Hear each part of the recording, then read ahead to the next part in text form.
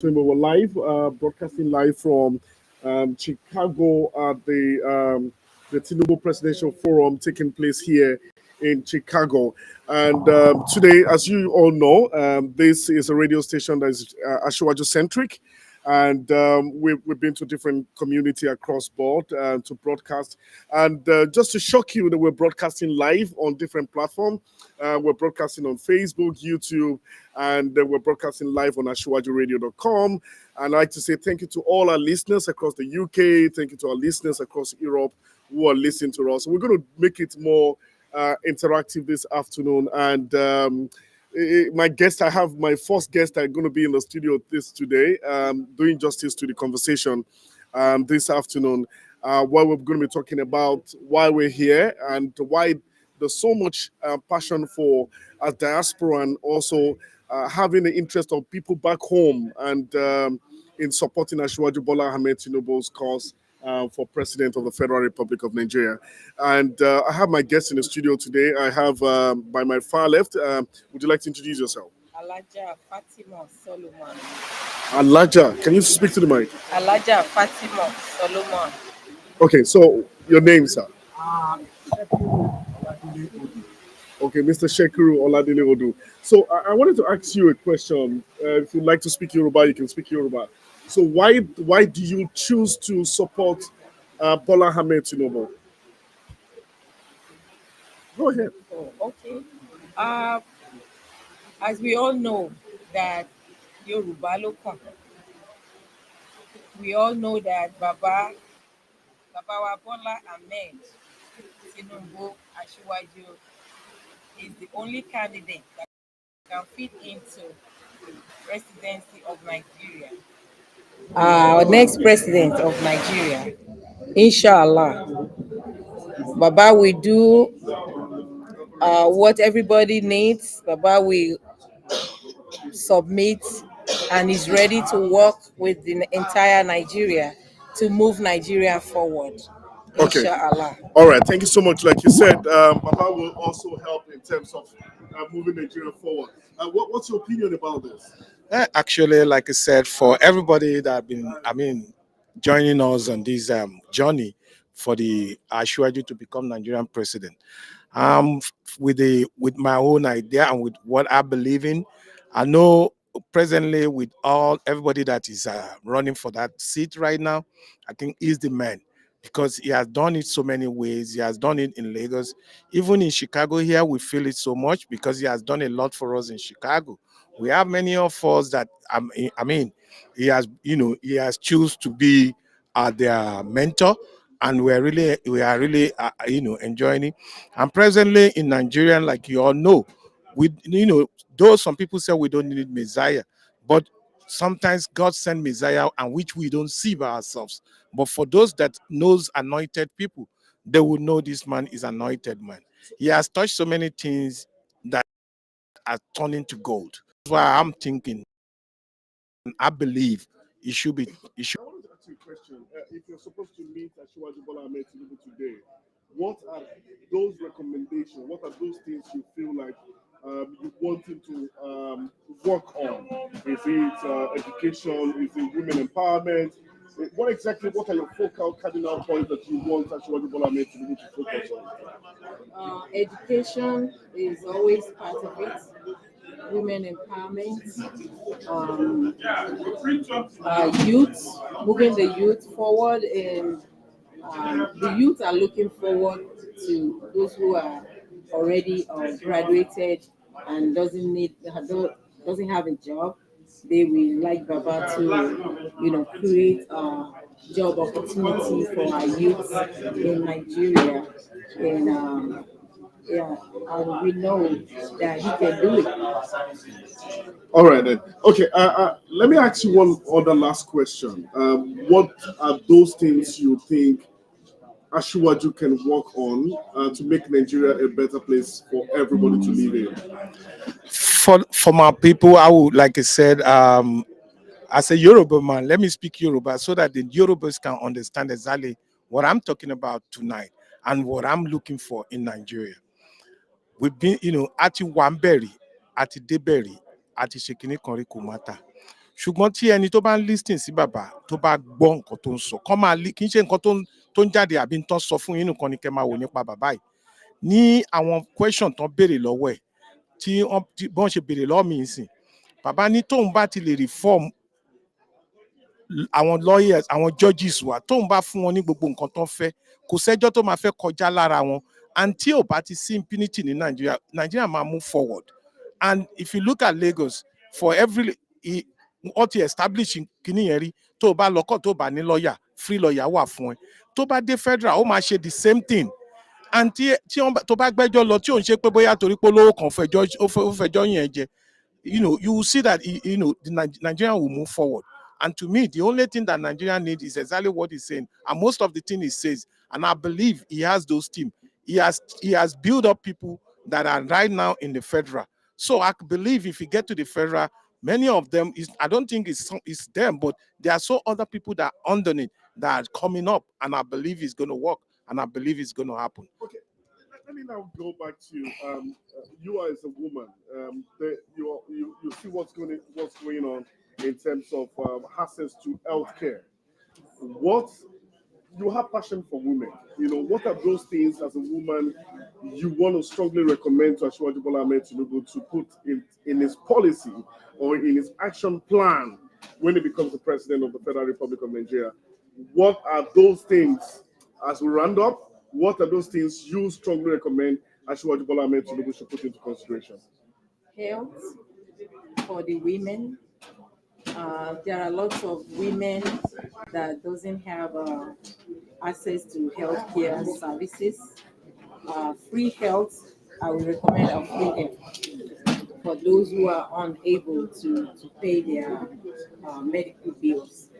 Okay, free health and free healthcare provision for women, both at the grassroots level and both the rural level and the urban area.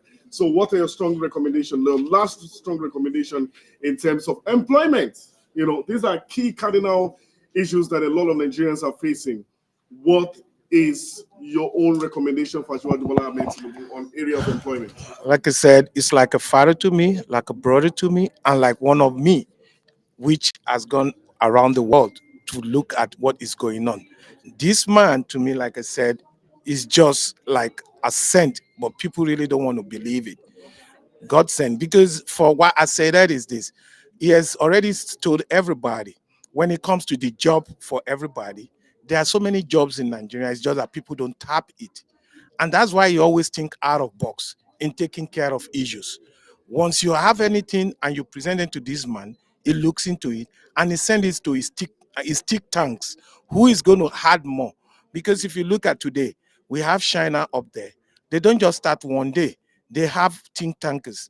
And once this man develop I call it product, most of his things that this man has been sending out is like a product in the market.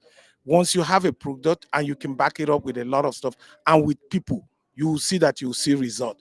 And this man has been doing that for Lagos, for even to Nigerians, just like we all know, majority of all these politicians that are now today, as of today, none of them has not passed through his school for one thing or the other. Maybe, let me put it, legal advice and everything. This man has been there for everybody. So if he said he's coming now, it's not his making, that is just coming. And from my own idea, from my own experience, if I send 10 people out and I'm not getting result, I better raise up my sleep and go out there and do it by myself. So, and I believe this man is waiting for that opportunity. And this is the chance. This is the time. So we better just look at it, because I don't want us to look until we lost him like we have lost others, like Awolowo, Abiola, before we start saying is the man we should have got or the man we're supposed to get. This is a think tank that Nigerians don't want to lose right now with what is going on in the world, in the economy, in the economic environment of the world. All right, thank you so much. It's great having this chit chat with you, and we're still live at the Tinubu Presidential Forum, the Diaspora Town Hall meeting live here in Chicago with a team canvassing for renewed hope in Nigeria under Asiwaju Bola Ahmed Tinubu. We hope that inshallah in the next few weeks, inshallah, in the next 15 days, Yes. By God's grace, in the next 16 or 17 days, we should be triumphantly dancing into Aso Rock. For some of you who are listening to us, I know we have a lot of our listeners across Europe, the UK. Would like to say thank you so much for Mr. Tunde for joining us in the UK, and some other guys who are also joining us in the UK and Nigeria. I would like to say thank you so much for joining this conversation. In a jiffy, I'll just give you the situation report right now at the venue of this event. We have delegates, diaspora delegates who are trooping in at the venue, and we hope to start the program in no time. And we will go in shortly for a documentary, and after the documentary, we will start the program. Like I said to you, Mr. Omole is on ground, and the head of the youth diaspora is also on ground. We'd like to say thank you so much for joining us in the studio today. I'd like to say we hope to see you in the next 17 days, right? Oh no, yeah, we are here. We do everything that possible. All We right, got to thank you get so it. much. It's a pleasure having you here. Thank you. Thank you. Thank you.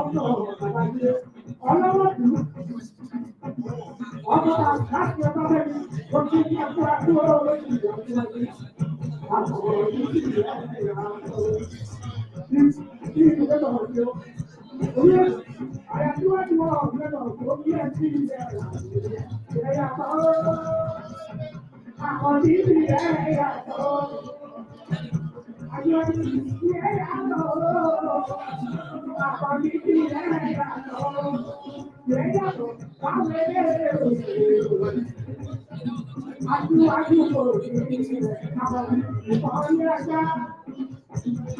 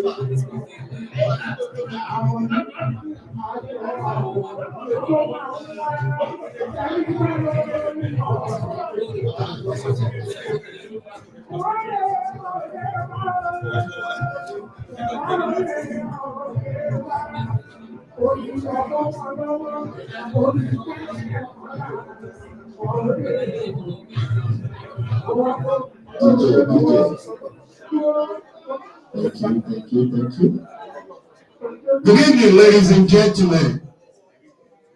Good evening, ladies and gentlemen. Daddy and mommy, uncle and aunties. Sorry. Can you use this? Sure, I can use that.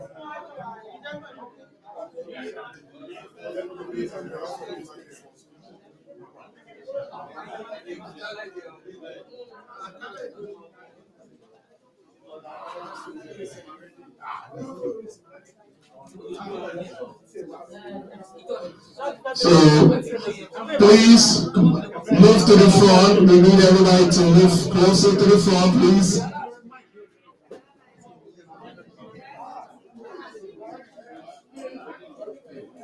Ladies and gentlemen, please, let's come to the front. We're about to start.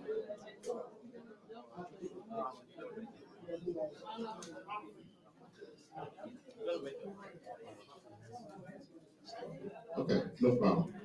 Please, can we get everybody that is outside to come in?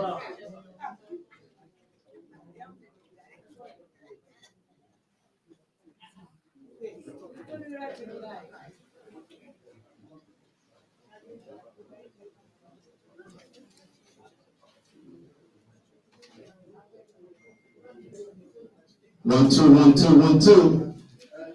Maybe it's a little bit echo, so. You hear the echo?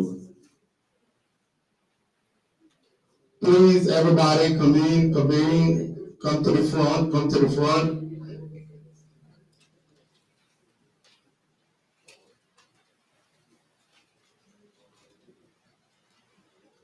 We are elderly people, come on. We're starting late, due to some technical things and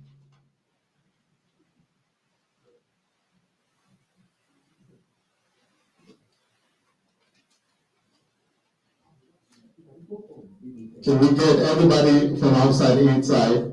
Okay, it's good now, it's good now. All right, DJ.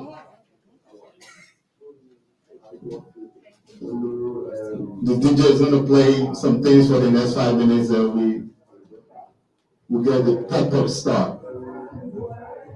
Thank you for your patience.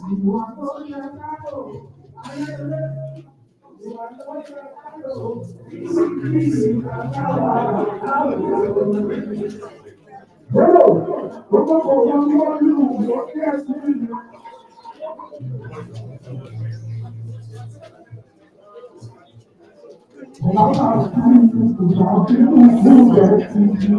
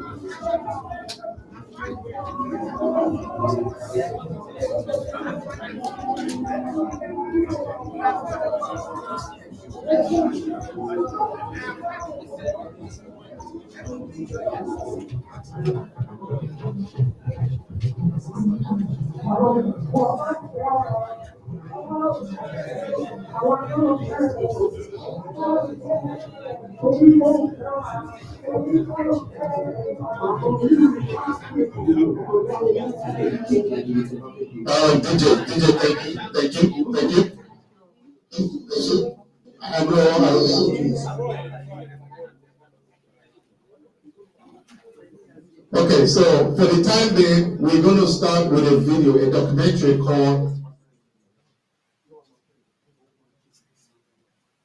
Something Along the Night.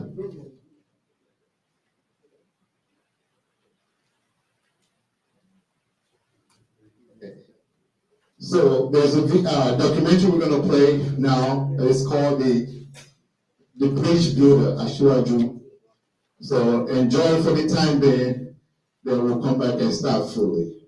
Okay, thank you.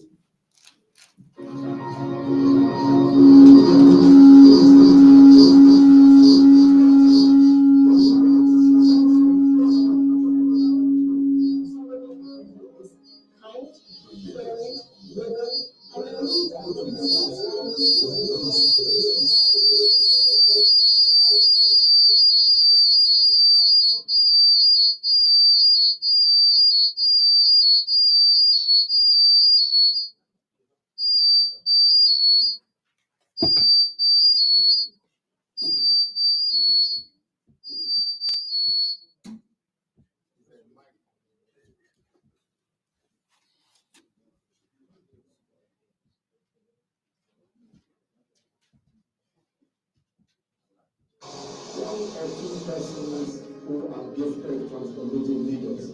Our country has been gifted by this great transformative leader, Asiwaju Bola Ahmed Tinubu.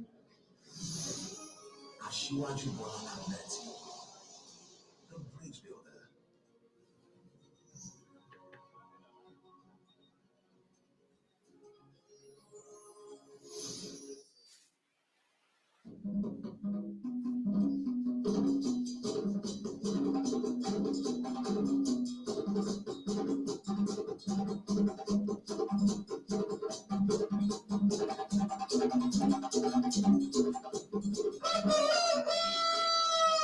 The sun rises in Lagos.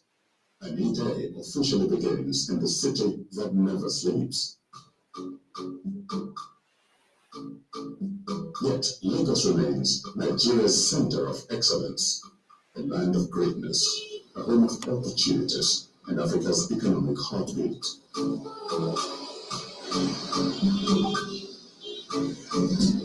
The opportunities that abound here are not for the fickle-minded, only the determined, the brave, the aspirational, and the upwardly mobile break the glass ceiling that hovers over Lagos, while a few others enjoy seemingly unlimited grace from the Supreme Being. A combination of all these defines the tenacity of our typical Lagosian, who does all odds to break even and attain the heights reached by great men who fought for Nigeria's emancipation, democracy, unity, and development. One man who has dared to tread this edgy path through life in his chosen profession, in politics, humanitarian service, and to struggle for the enthronement of democracy, philanthropy, and quality leadership is Asiwaju Bola Ahmed Tinubu, a proud product of Lagos, the center of excellence. Growing up, young Bola Ahmed Tinubu witnessed the economic prosperity occasioned by the nation's oil boom and the years of bitter conflict during its civil war. You might not have realized it then, but living through these extreme moments in his country's history likely stirred the beginnings of the nationalist he was to become. The budding nationalist, however, still had some education to attend to. Coming to America to bag an accounting degree and acquire a widened perspective of the world he lived in. I was a tutor as a student of my fellow classmates. And I was one of the most sought after graduates of that period, recruited by the best accounting and financing the world.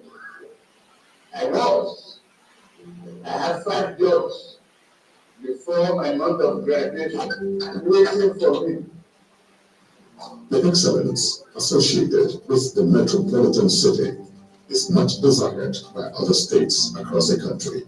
And although it was not an easy ride for successive governments, they all made their mark in the development of the commercial city. The young accountant, Bola Tinubu, meanwhile, was doing well for himself in various private companies as Arthur Andersen, Deloitte, Haskins and Sells, and GTE Services Corporation, all in the United States of America. He returned to Nigeria in 1983 when he joined the services of Noble Oil Company. At the time Nigeria modeled a return to democracy in 1993, Bola Ahmed Tinubu had already begun to think beyond his immediate sphere, thinking of his fellow countrymen, so much so that he stepped both feet into the arena of Nigerian politics, getting elected and becoming one of the youngest senators of the Third Republic. But the party would soon be over.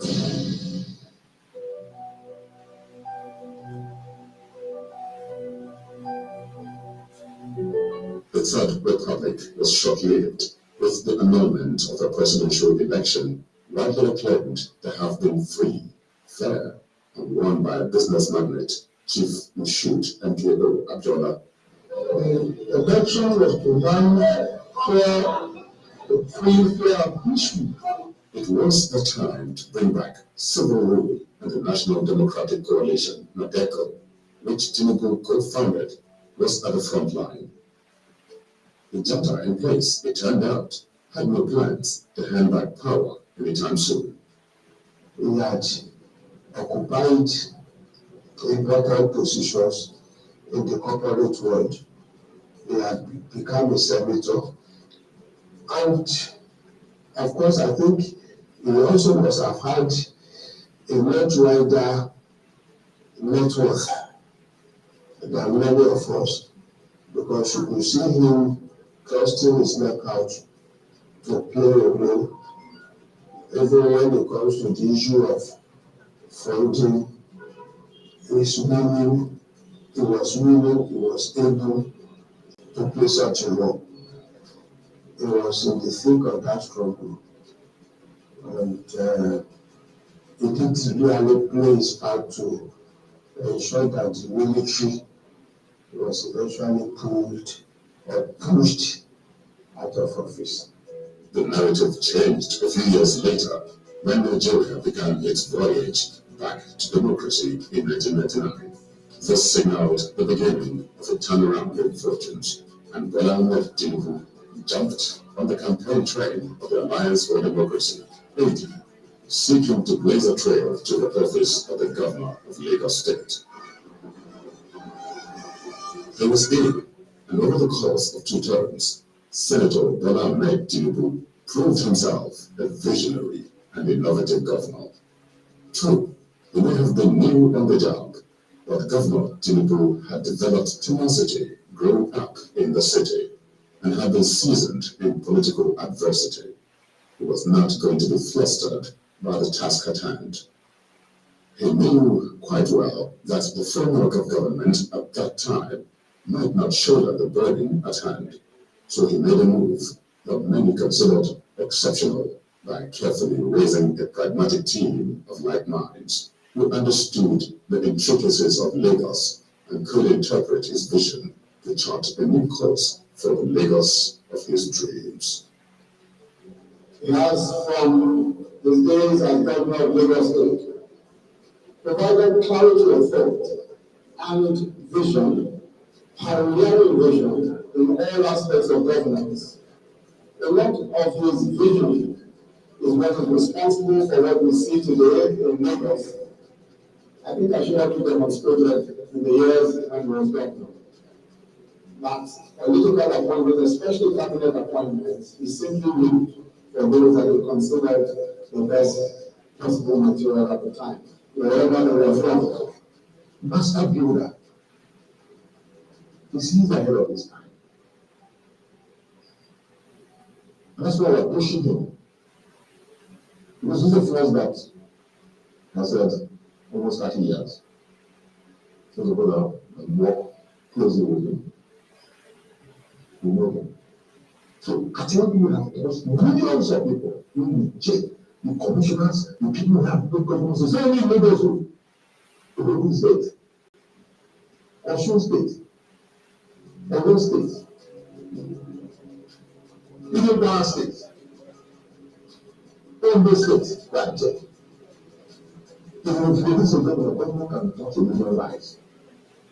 These are all students of Actualist Political School. Go and check. Governors of the North, senators, they went to his house, he sponsored them. They went to the Senate, they went to the House of Representatives. When they win, they will come back with a certificate to go to the president. He can't remember.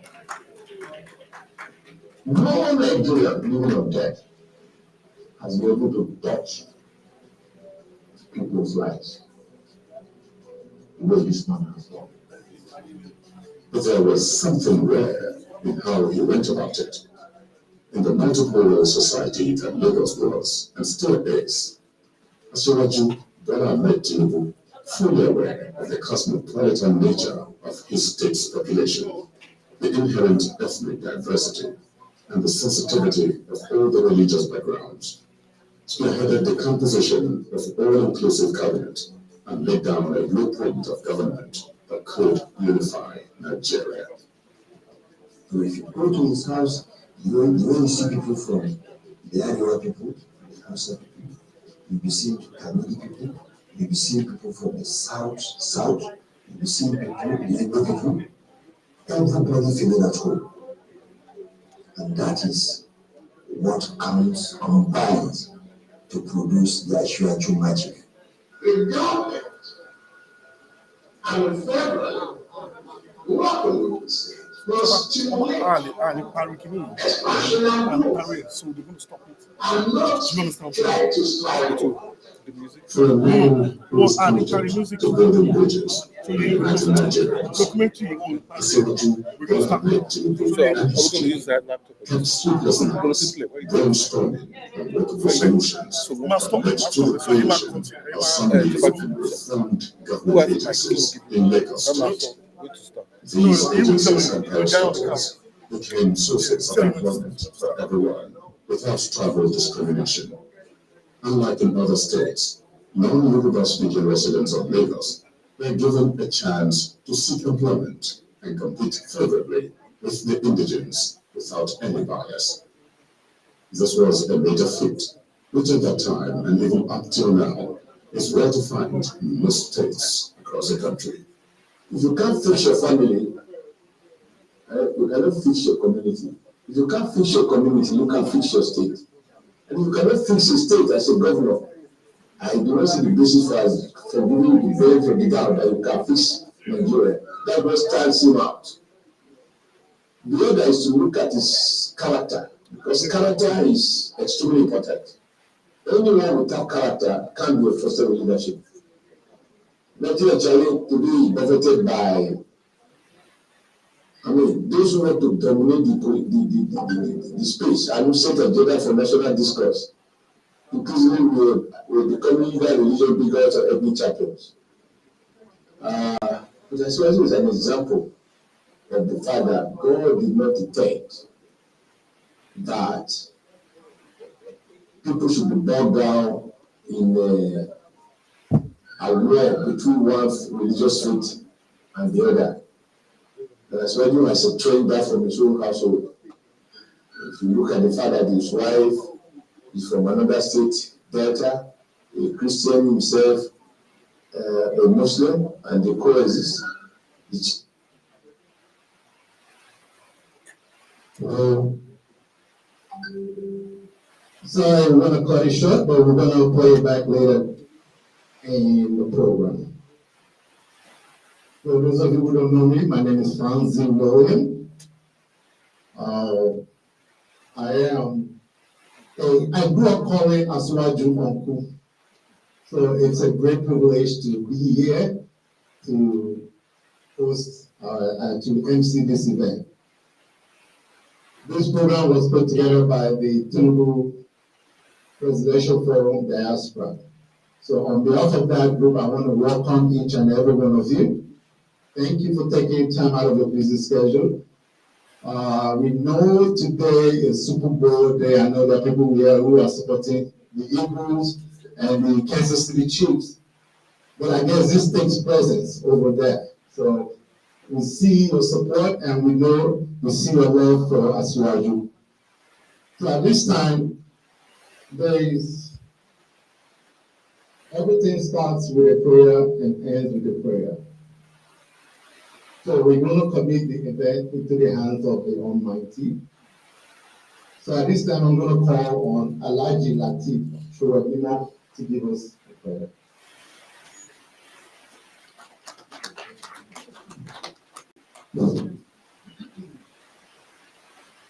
أعوذ بالله من الشيطان الرجيم بسم الله الرحمن الرحيم. I don't need you to stand up. All I need you to do is connect your soul, heart, and spirit to your Creator, and appeal to Him silently to forgive us our sins, so that prayer will be swiftly accepted. Bismillah ar-Rahman ar-Rahim. All perfect praises, glorification, and unconditional gratitude belong to Allah, the Lord, all creator nourisher, and sustainer of the world. He was gracious, exceptionally compassionate, and entirely merciful. The only owner of the gift of judgment or faith and thanks. He alone and we worship. And he alone we worship. Guide us into the straight way. Path of those in whom you have bestowed your blessing. Not the path of those who have incurred your anger, and of those who are as Subhanallah, Alhamdulillah, Allah ilaha illallah, Allahu Akbar, Allahu Akbar, wa la hawla wa la quwwata illa billah al-azim. Adada ma adina, Aliyah ma adina, Bismillah ma adina. Alhamdulillah, we thank Allah again for giving us the privilege to gather here today for the betterment of our country, Nigeria, and in support of our equitable cause and fair leader, Akiwaju Bola Ahmed Tinubu. The election is getting closer now. And what I'm seeing from what I'm hearing, I think what our leader goes now for us to pray that Allah will continue to guide him, strengthen him, and giving him the courage. And at the same time, we pray that Allah will protect him from all kinds of calamities, all kinds of conspiracies, and all kinds of misfortune. We pray that from February 25, Allah will give us victory, and Allah will make Ashwaju triumph over all other contestants. February 25, February 26, and inshallah by February 27, oh Allah, we want you to declare him the president-elect. So afterwards, we pray that Allah will give power to whosoever you do, and we take power from whosoever you do. We pray that you will transfer power directly from President Muhammad Buhari, directly and peacefully to Asiwaju Ahmed Bola Tinubu, without interim and without bloodshed. And afterwards, pray that you will bless Asiwaju Tinubu with your divine mercy and wisdom to pilot the affairs of Nigeria so that there can be peace all over Nigeria. We pray for our leaders here, particularly my father, my mentor, my brother, my friend,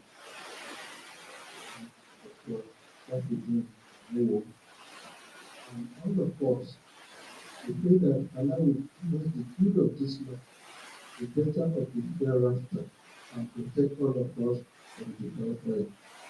اللهم صل على سيدنا محمد الفاتح لما أغلق والخاتم لما سبق ناصر الحق بالحق والهادي إلى صراطك المستقيم وعلى آله حق قدره ومقداره العظيم سبحان ربك رب العزة عما يصفون وسلام على المرسلين والحمد لله رب العالمين. تكبير تكبير تكبير.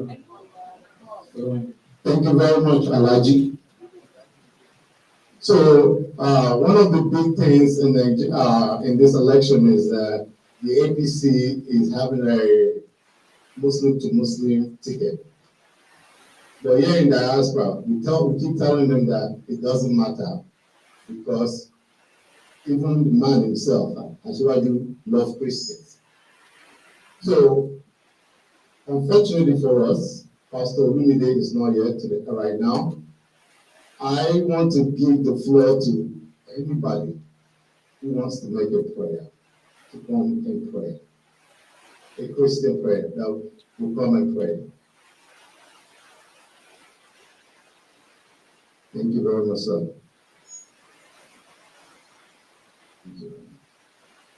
Well, I'm happy to be here tonight. I say the name, and my name is Kelly. In Jesus' name. Lord our God, we thank you, we glorify your name. We thank you for today, which you have made. And it is especially indeed, especially for me here tonight. Father, we are all here for one singular reason, one singular purpose, which is to see that our dear beloved brother, uncle, father, friend, who is vying for the topmost position in the land of the living, Nigeria. Father, we are gathered here tonight to pray for peace in our country, in Jesus' name. Without you, God, there is nothing we as human beings can do. Without you, we pray that Senator and brother, we grant him the peace of heaven in Jesus' name. We pray that what he is looking unto you for to lead that great country, Nigeria, as the president. Father, it is you who chose, who anoint presidents. Father, we ask that this wish and will be done in Jesus' name. And as for every one of us here tonight, we leave work, we leave everything in our family to here together in unison in support of his vision to become the president of the country Nigeria. Father, pray that if it is our sin that might cause any trouble in which we will not give that way the opportunity to be the president of our country, forgive us in Jesus' name. And before we even ask, we have done. Before we say, we know. Before we ask, we have done. Father, use everybody to point of contact in Nigeria and the diaspora to make today and the presidency a reality in Jesus' name. Thank you, Lord, in Jesus' name. Amen.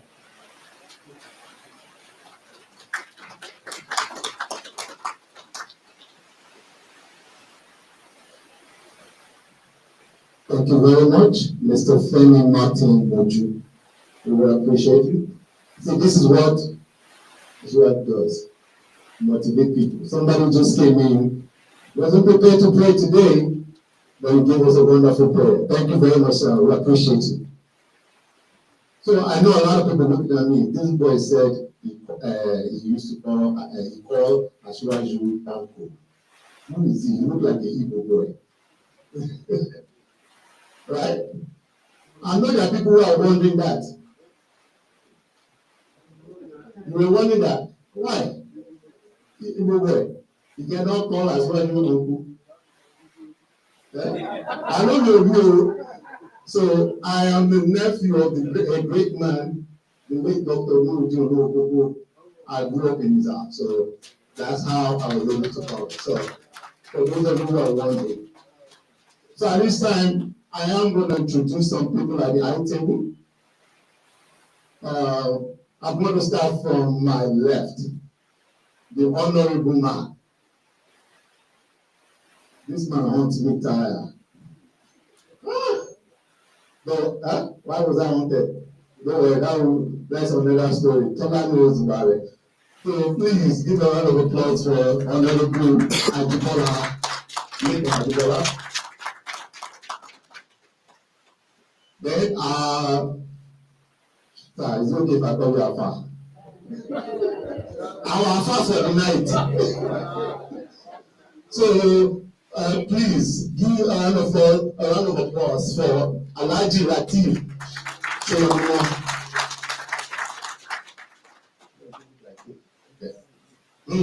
Uncle. This man. Every time you see me, I appreciate every time you see me, say, Keep in touch, keep in touch. You don't call, you don't call. It could be in the map, it could be in the store. And I'll just hear, Ifeanyi. How are you? Fine, sir. You don't call me, you don't call me, you don't call me. Sir, you can't blame me, it's America's stress. Maybe when I go back to Nigeria and I'll start, So help me welcome Dr. Kayode Shoneoki.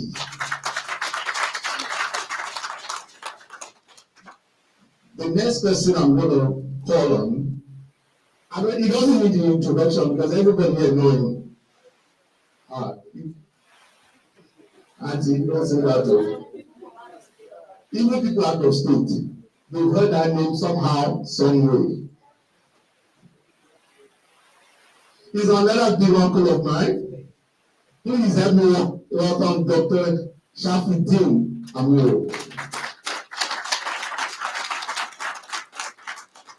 Also, we have another big man in the world. I have to go and look at my paper to get the description correctly.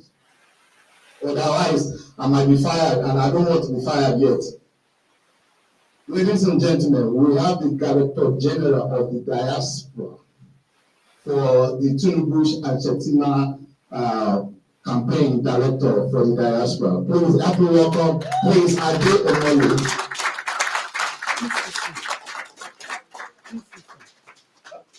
PCC. You see, we are learning every day. Thank you, sir. Thank you. All the way from Nigeria. He's not here in Chicago. He came all the way from Nigeria to represent the PCC or APC PPC. PCC, sorry.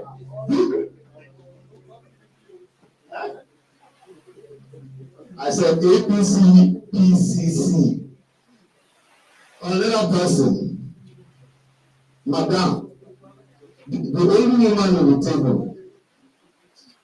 We have to change this thing, you know. This thing that we are doing. We need more women on this thing. More women need to be participating in election, in campaign. All over the world, we need, especially our Nigerian women, they need to start being active in campaigns and in politics. So we cannot leave it for few people. So please, if you are here and you have aspiration to be a politician, don't be scared, jump in. And you don't know where we may lead you to. Please help me welcome Honorable Karat Animashao Ajiboli. Oh, I'm sorry, Ajiboli. Animashao Ajiboli.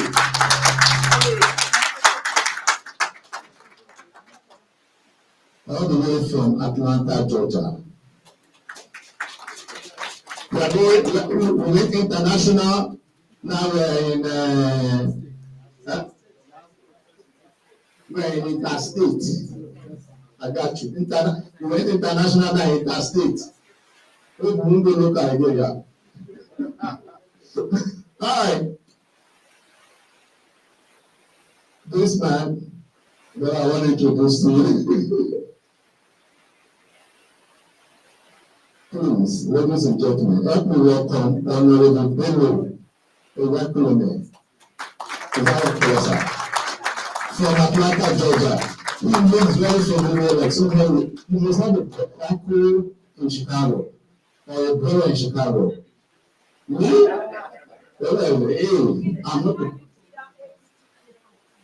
National Youth Leader, APC USA. So we have some celebrities in our place. Come on now, we're not just here just like that. Come on, there's some celebrities in the house now. Come on now. So that's. And you guys, are you aware that the last program is not what that means? Just put that, just say it out. At this time, I'm going to call on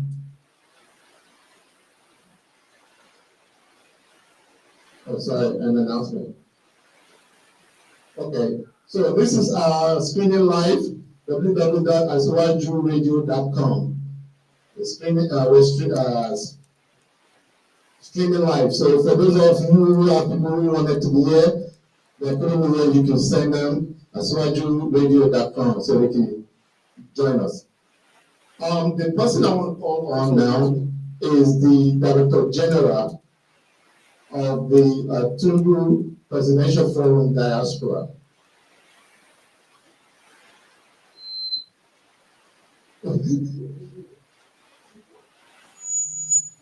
So he's the chief host for today. So we don't give him food today. Holy is in charge. So your son is the chief host. So if you come here wanting to eat and there's no food, that's the person to hold. So ladies and gentlemen, please welcome Alhaji Tunji Kadri.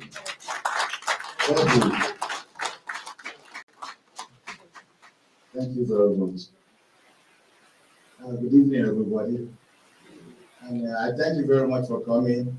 And I thank you very much for the support for Bola Ahmed Tinubu. As you all know, my name is Tunji Kadri, and I'm also the Director General, for this forum. I'm going to do my best with my well over 200 members to assure you to win this presidential election in Nigeria. And we also need your help to make a change in Nigeria. So that's the reason why I come to the mic, to talk to you guys, and to encourage us to reach out to our families, our associates, members in Nigeria with PVC to vote for Bola Ahmed Tinubu. The reason why I'm doing this is because it's the best for Nigeria. I'm a big fan of Asiwaju. As a matter of fact, page and my Twitter page are religiously dedicated for Asiwaju presidential campaign. This man is the kind of person that Nigeria needs at this time of our dying economy. We all know that Nigeria, we have a lot of natural resources in Nigeria that are yet to be explored. And there's no reason, as far as I'm concerned, for Nigeria's government to be borrowing money from outside the country. And look at Asiwaju, we can see what he did in Lagos. Look at the Lekki housing scheme, the Lekki Free Trade Zone, the Eko Atlantic City. To name a few, I believe he will do more for the entire country if he emerges as the president of Nigeria. It is our sincere desire for God to encourage him and be with him throughout this endeavor. Asiwaju is a forward thinker. He has the presidential map for this 2023, for this election. This man is surrounded with technocrats, achievers, people with foresight all over the country. And very soon, he will transform the whole country with his intellectuals. Asiwaju is the best for Nigeria, and we want you to trust him and vote for him. On the election day, I will snap by my ballot paper, and keep it as evidence for the next generation that I am part of the people that rescued Nigeria. We are all hoping for a better country for every Nigerian. Vote Asiwaju Bola Ahmed Tinubu for president this February 25. God bless you. God bless Bola Ahmed Tinubu. God bless Nigeria. Thank you for coming.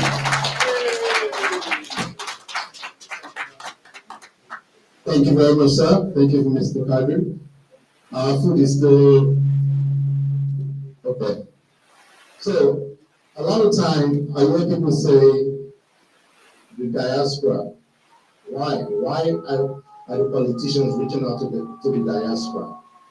We refuse to understand that we play a major key in voting in Nigeria. A lot of people do not understand that we in the diaspora, our money is making that country move. So I know that they've been working on diasporans to be able to vote, but as for now, we are not able to vote. So what should we do? As that sponsor, we spend about almost, the last time I checked, it was about $20 billion that is remitted into that country, from the diaspora to that country. So what that means? The money should speak for you, even though you're not there. You use the money to tell people, hey, this is what I want you to go and vote if you want me to keep on sending you money.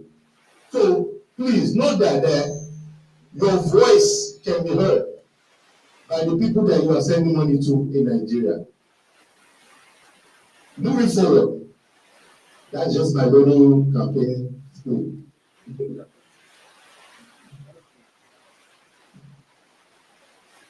Moving forward, I am going to call on two guests to, I believe they have a presentation. So I'm going to call on Mr. Oyakhilome from Atlanta and Mrs. Ajiboye from Atlanta.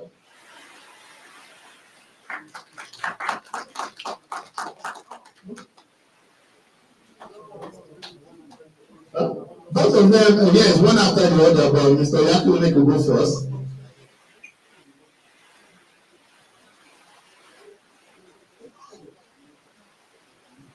Good evening, ladies and gentlemen. It's a pleasure to be here with you guys tonight. As a matter of fact, an hour ago, I just flew from Atlanta, Georgia. I had the memo a little bit late. My boss right here told me yesterday that it was going to be here. And I told him, I'm like, I'll be here too, sir. So, mind you, tomorrow evening, I'm heading to Nigeria. So, this meant a whole lot for me to be here with you guys. I see a lot of beautiful faces over here. Looking at the hearts, everybody believing the same aspiration as we are. On February 25th, we will be electing one candidate as our president, and that's Asiwaju Bola Ahmed Tinubu will be the next president of the Federal Republic of Nigeria. Aren't you guys excited about that? Aren't you guys excited about the change coming into Nigeria? Yes, that's what we'll be hoping for. Somebody who knows the system very well. Somebody who is going to tap into our resources and make Nigeria one of the greatest places on planet Earth. I wasn't prepared for a long speech, but definitely I also should be ready at any time being called upon. So all protocol observed. To everybody, my elders over here, I speak Yoruba too, and yes sir, yes sir. Thank you so much. My name is Oyakhilome Bello. I am the APC USA National Youth Leader. Also, I am the Deputy Director of North America with the YWC. Thank you. Hello, everyone. We have some, I have the tour down here, you can see. I'm going to start by saying APC. Progress. APC. Progress. I am Khairat Anima Sham Ajiboye. I'm originally from Lagos Island, Lagos State, and I reside in Atlanta, Georgia. All protocols duly observed. I want to say a big good evening to our leaders, our fathers that are on this table. Imam, my director, he also gave me the marching orders to fly in here this morning from Atlanta. But I want to say that it is such a privilege to meet you all. You know why? You all have some level of special DNA with our Bola Ahmed. Chicago is his home, has been, and you guys are Chicagoans, so thumbs up to you. I want to say this too. Our mothers, I don't know how many of us don't speak Yoruba, but I'll try to do what I need to do. For our mothers here and our fathers, just like my brother just said, we want to be able to see, I take account, how many people in the family were. Àtàwọn ará àdúgbò, àtàwọn tamasọpé go, show me your PVC. I need numerical number.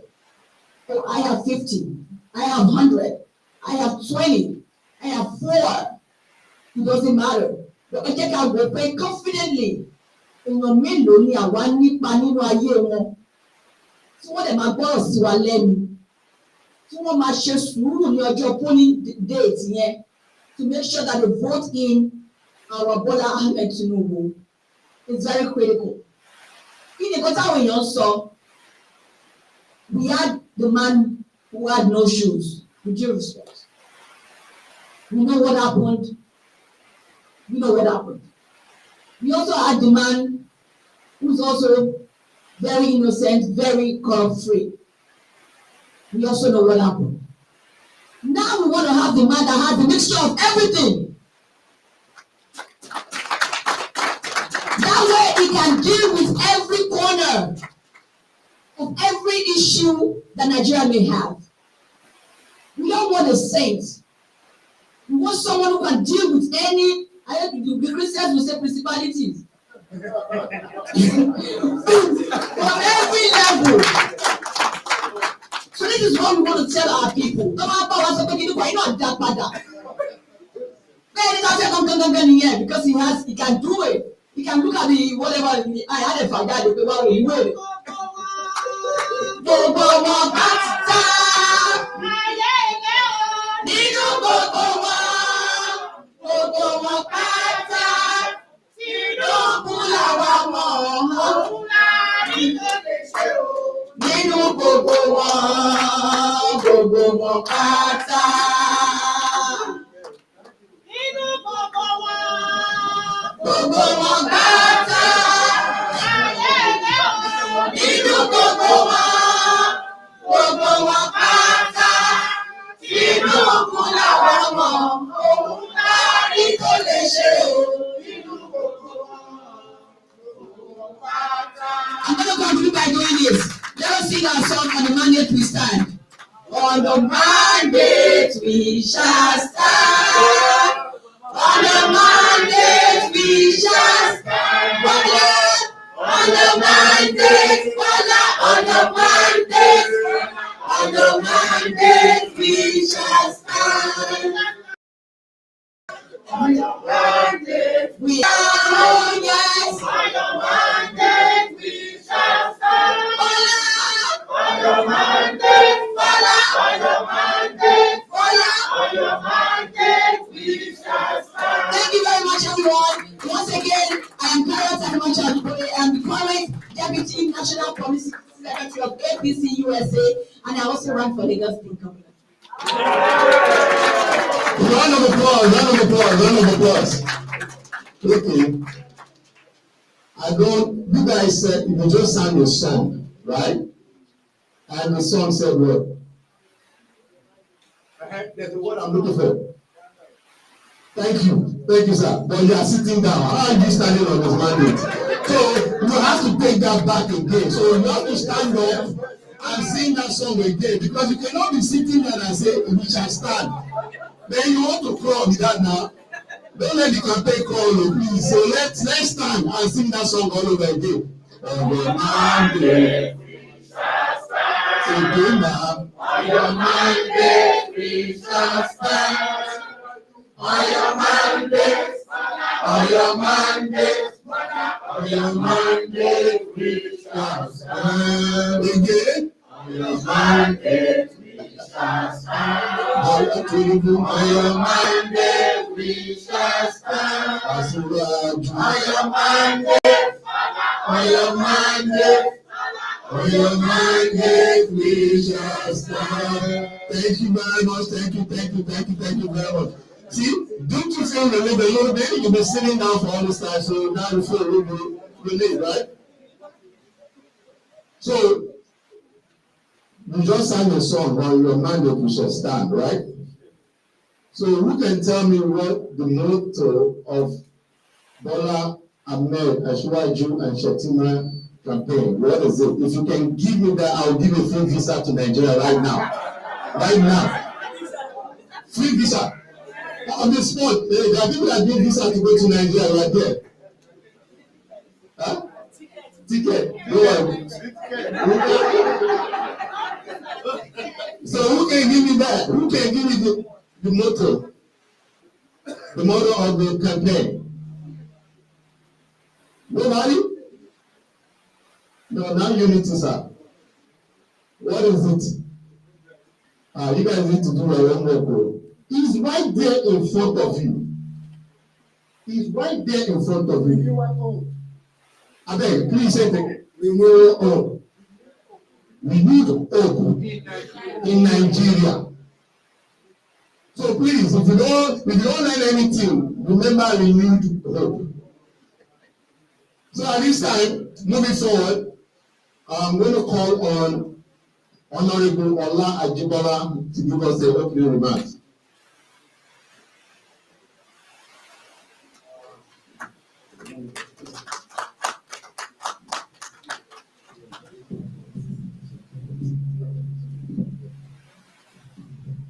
Good evening, everyone.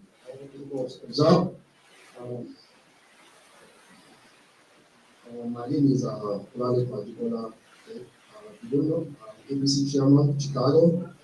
The last time I saw my sister over there, 2013 in our convention before we got APC. So it's good to see you. I think I saw you in Abuja too, right? At the inauguration. See you again. Thanks everyone for coming. They'd like to welcome you again to Chicago to Tinubu Shettima Presidential Forum APC USA. Most of the things my dear Honorable Audrey said, what we need and what we expect. We're still pushing, but they are also brought to the most important thing that we share with every one of us tonight is grassroots. We are the grassroots. It's happened. We are possible to win the election and become the president of Nigeria. We are encourage all diaspora is to make a phone call to friends, family, tell the friends to tell friends, your co-workers, your spiritual leaders, your old high school classmates way back in Nigeria. This is very, very important. People who can call a friend from other part of the world to call their people. That's putting a number. It's our mandate to win 2023 for our nation, Tinubu and Shettima. As if I was asked the new hope is what our leader is bringing back to us as continuity of what's going to do for Nigerians. I believe the last 8 years, we have been more infrastructure. I believe no one see the last time we had a train running in Nigeria. The train line in 2021. So that's a part of things that our leader, Bola Ahmed Tinubu, will continue. Will invest in Nigeria and employment. So once again, I would like to welcome everyone for your time tonight to come out during the Super Bowl. I really appreciate you are investing in Nigeria. You are investing in the next generation of Nigeria. Thank you so much. God bless. God bless Nigeria.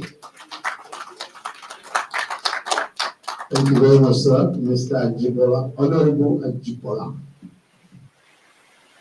So the next person I'm going to call to the podium is a man that I respect a lot.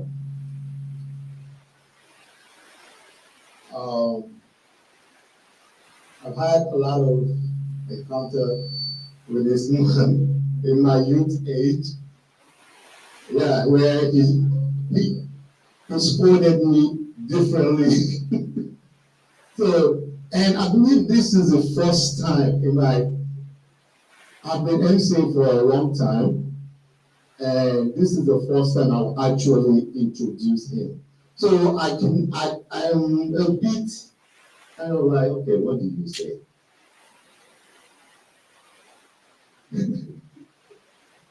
So he's a mentor to me.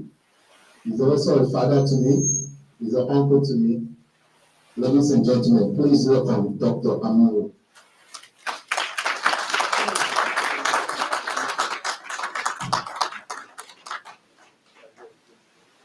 Amadibo. Amadibo. Amadibo. Ẹni tó bá ní àníwọlé ìgbàlẹ̀ ìdáná. Ló bá ń pọ́n Chicago yìí. Wọ́n Chicago yìí. So,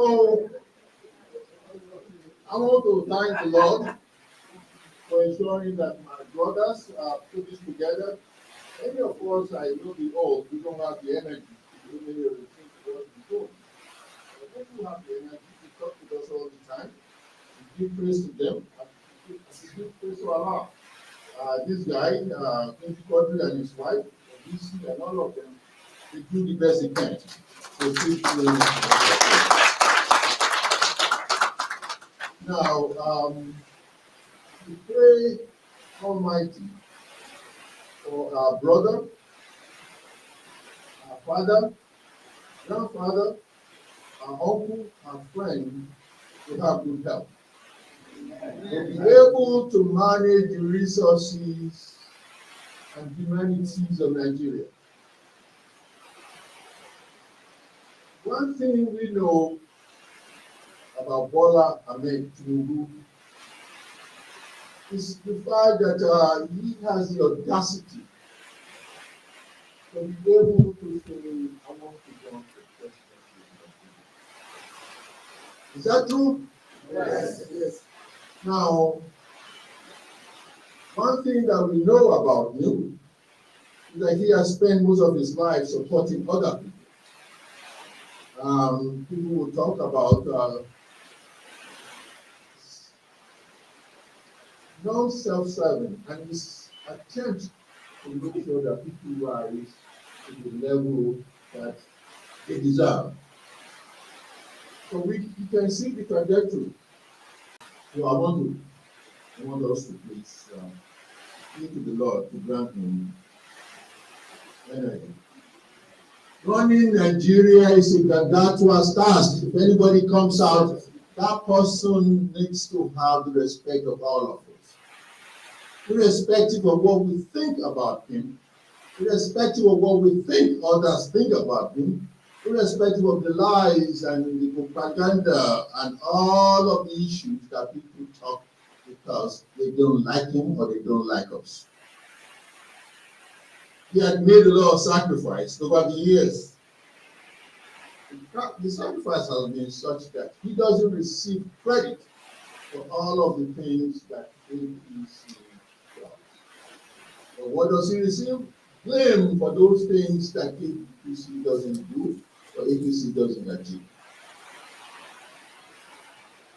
People are pretty forgetful of the things that happened in Nigeria. We all know what happened before 2015. We were well aware of the fact that Nigeria was really on the trajectory of collapse. Many of you know, maybe some of you know, but not at all. 2015 was 3 years ago. So my brother put together all these parties and said, we go for it. Only Amadibo.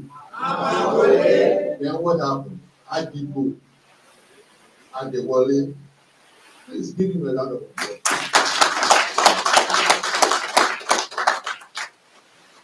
We know for sure that he liberated all of us from the dungeon of PDP at that time. But people don't remember that. I have a lot of friends who argue with me in terms of the interests of all our American people, my interest of our friends, and the interest of those of you who are here today to ensure that we make sure that Asiwaju Ahmed Tinubu becomes our president. But I know that most of you who are here are well assured of the fact that well before 2015, almost first 10 at executive level of government of Nigeria didn't look like you, didn't talk like you. You have known Yoruba, right? And this is not, I'm not campaigning for Yoruba or no Yoruba. I'm just trying to kind of lay out the facts. One of the reasons why many of you ought to be more proud of him rather than spending time trying to put him down. It's extremely stupid. And I say that word. So I should do I say that please don't call anybody names, please don't call anybody, we will fight. Please don't beat anybody up, we will beat them up. We will talk the facts.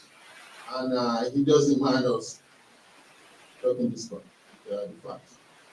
So I want to thank all of you. I want to thank the speakers, especially Prince Omole, who came all the way from Nigeria to do this. And so the younger people, I don't want to call them young people because they're younger because they look younger than me. And if you see me putting down my gray hair here is because I will pay for it, and I will pay for it once Asiwaju becomes president of Nigeria.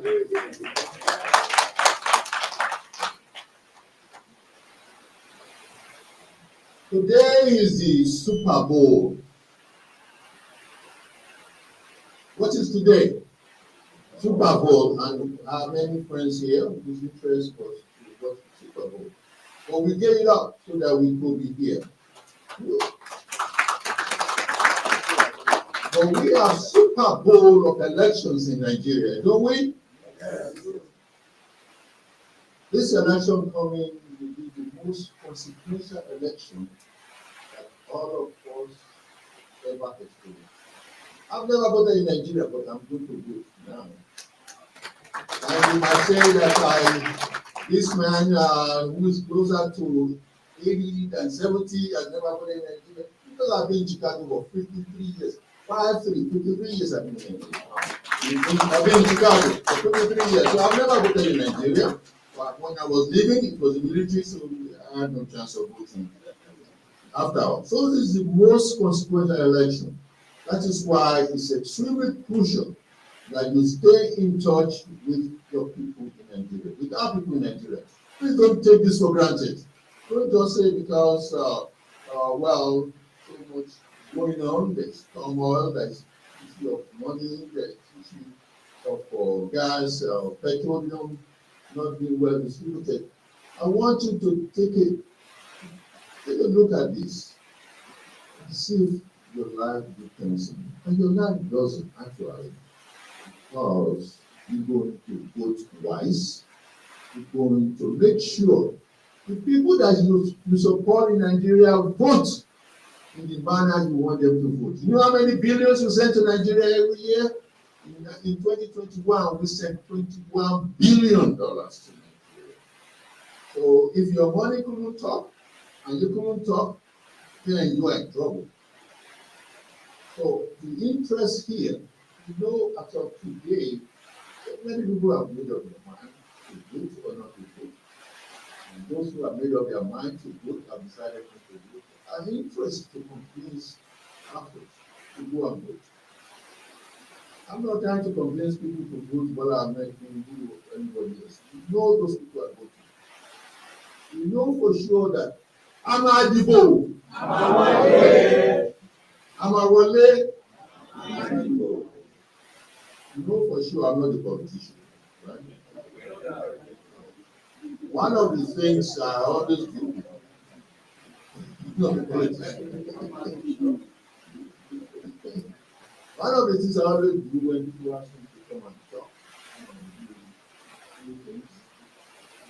and I don't have this gift of everything. So I ask, how many minutes do I have? That's the first thing I always ask. And they say, you have 5 minutes. I will say, I need you to this person. Because I'm long-winded, but I always finish my syllabus. I'm long-winded in the sense that I always want people to get it correctly. Because if you try to summarize things that need to be done, then you haven't achieved anything. So when I talk with them, He told me, BC, if I go beyond 20 minutes or 10 minutes, it's busy that said you have 10 to 20 minutes.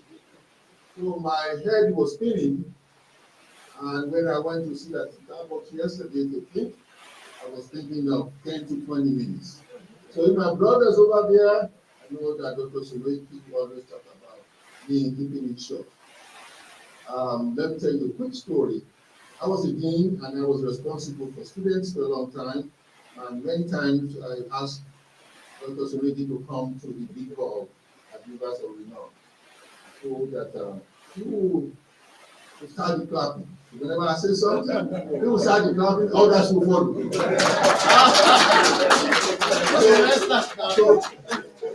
So this day was in 1999. So he came in, and this company was doing that. One time, there's another people who are just looking. I was the chair of the black box. So he came in, sat down, and I began to read that ago. So I said something, he woke up. So I got to a place where I said, because of the austerity measures, many times Sonoke doesn't listen. But he knows when to clap. So I said, because of the austerity measures, we're going to cut class from admissions from 600 to 400. This guy wasn't listening. But he almost told me. So I know I'm not a politician. I'm in academia. And one of the things that is very important is that you not only follow directions, you also make sure that we use our intellect as well as opportunity to ensure that we address all of the issues of concern. I'm driven many times by the motto of my school. I finished from Methodist Boys High School. I don't know if any non-civics here, but that's okay. That was the best high school in Nigeria for a long time. I'm not sure of now. But it was, so those of you from grammar school might want to sleep at me, but it was always the best. So you have to deal with the credibility of who is giving you the information, right? If you are here, I've been in Chicago for 53 years. So we in Chicago here, we fought for ensuring that all of you here that probably walk around with Nigerian passports, American passports. We, the two of us here, don't see any other person who was part of it. Yeah, it wasn't 50 years ago, it was just about 20 years ago. So we ensure that you have Nigerian and American citizens. And it was signed by, can you believe it? It was signed by Abacha. What do we do the next morning after that? Because this guy was hey, and all of them say you can have it. What happened the next, I think it was Monday morning, we got up, we went in front of NBC and ABC to do what? To protest the military. And he said, look at these bastards, I just signed the day for them. Just shows that our interest is Nigeria, not anything personal in any way. We know we will win this election. We know regardless of what they put in our way, they can change Naira to France, to cities, and to cities, to pennies. We will win this election. What is most important, my brothers and sisters, is to make sure you make those phone calls. Please don't take anything for granted. Tell your folks, my folks, please make sacrifice for the next few days. Be sacrifice. They don't know what to do. They don't know what to do here at all. You reach down your pocket, you go to the bank, you do the currency exchange, president, with all these people. We send money to them. Do they know? They don't know. People do not know the many times I have to sleep in care room. There's a place that you guys call care room. I have to sleep because I was going to the next job. So I finished at the post office. I wanted to go to work or 2-3 hours later. So you go home. So sleep in the care room. Right? But you will never know that they just go that way. Now the professor of the course was the dean of the God did that. So don't tell them unless you need to tell them. So if you can make such sacrifice that you make every day to support your folks at home, they ought to make the sacrifice to make sure in the next 10, how many days do we have left? In the next 10 to 13 days, they make the sacrifice to get to the polling and vote for PAT. This is very important. You make it very clear. Sending you to school, I'm supporting your aspirations. I need you to support what I need. And I need is what? You want to Abedibo, Amadibo, Amawole. Thank you.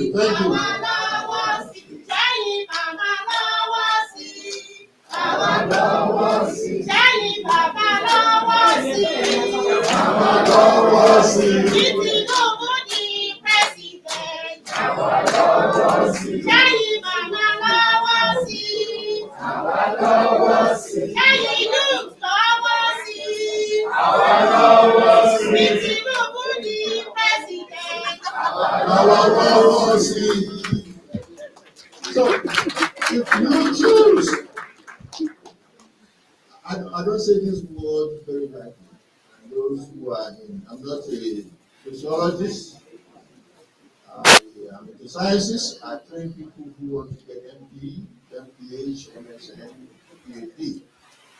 But to say that if you don't vote the way we want it to be, it will be an existential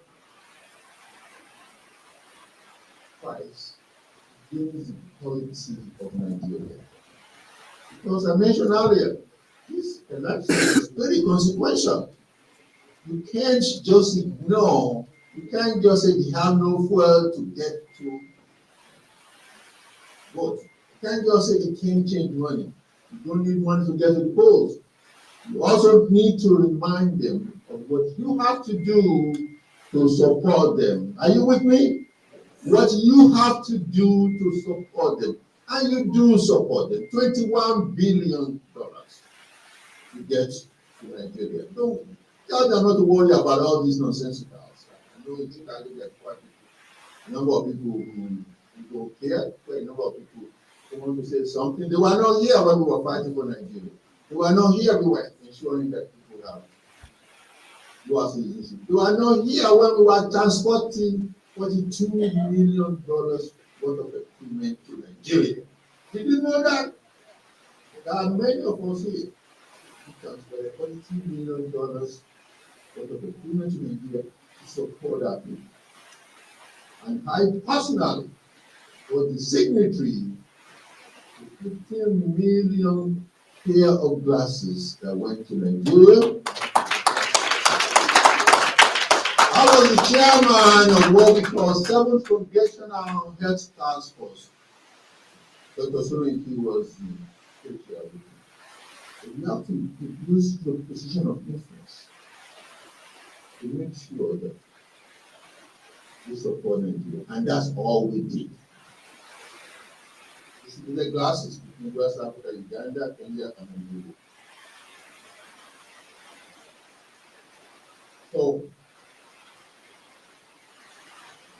my message to you, I don't want to spend time to articulate all of the issues surrounding and the success of Bola Ahmed Tinubu, or describe the type of governance I know the governors will be such that will include all of it. To be all inclusive. To be full of possibilities, full of ideas. He will listen to all of it. He will listen. I know that for sure. I've not worked with him personally. I never slept in the same bed, but we eat together. So you have to understand, it's my credibility I'm putting on the line, and I just told you that I'm very credible. I have to be credible to make sure that for a period of 15 years, nobody else in this country, but blacks and Latinos put medicine for their nursing than I did. Aren't I credible? Yes. So now credible as supporting Bola Ahmed Tinubu. I was so credible that I was invited to the US Congress July 1st, 2004, and they gave me a plaque on the floor.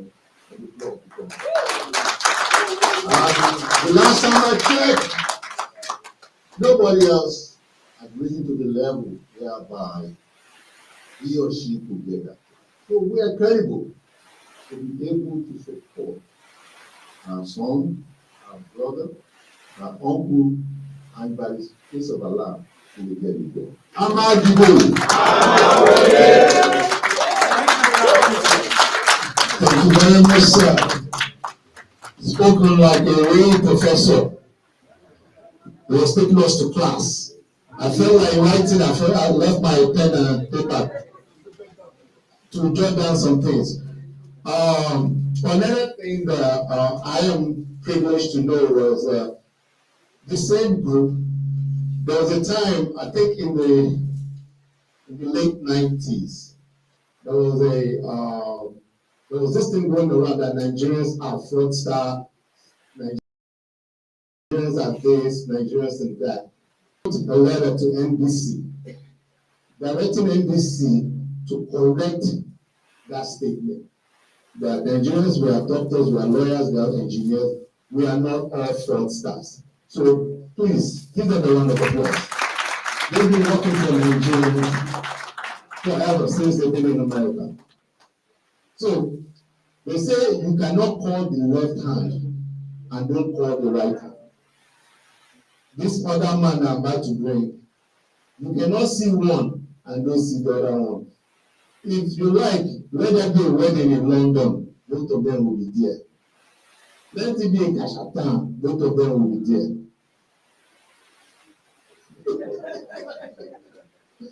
Ladies and gentlemen, another one of my mentors is also a father to me, is also an uncle to me. Please welcome Dr. Chonweke.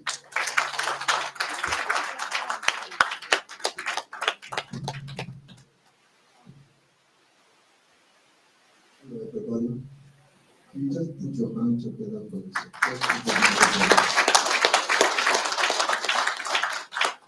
Also, put your hands together for the organizers of this program. Lastly, put your hands together for Ashwaju Tinubu. Each time yesterday I was on a cruise in the Atlantic Ocean.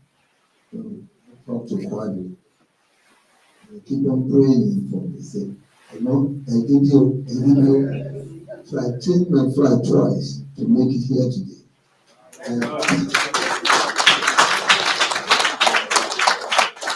You know, Dr. Amu will say everything. We've been here together for 53 years. We are so proud of all of you. All the young, I won't call them young. The energy they are putting in right now, we need you, and I say it every time we need you. Because when we were fighting for those cities that Dr. Amu mentioned, it was a fight. It was every of you that have a American passport, Nigerian passport right now, you could walk into Nigeria anytime, you could come back here anytime. It was a fight. Let me tell you, Dr. Amu mentioned about the coupon we took to Nigeria, it was over $50 million. If any of you What's his name? from anywhere, they get $1, they get $2. We call any of us and say, you are liars. When we're talking about credibility, that's what I want to have in mind. We went for over 18 wheelers, 18 trucks to be shipped to Nigeria equipment, incubators, X-rays, equipment, name it, we shipped to Nigeria. Not one penny we took. Why? Because our friend Ashwaji Bola will wake us up every morning at 2 o'clock. I said, come,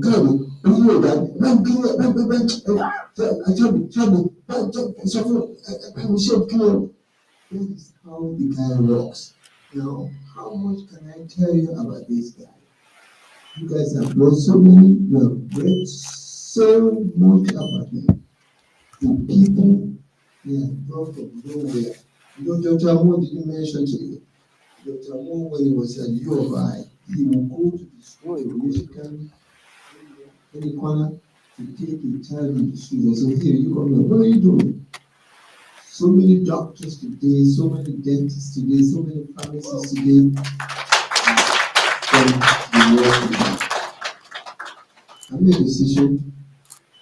I opened 28 clinics for Mr. Stroger. I opened Providence Hospital in 1993. I was the first MD at Providence Hospital on 51st Street in 1993. So I can briefly say this to you because we need you. It doesn't come too often. Remember Chibawolo came about 12 years ago?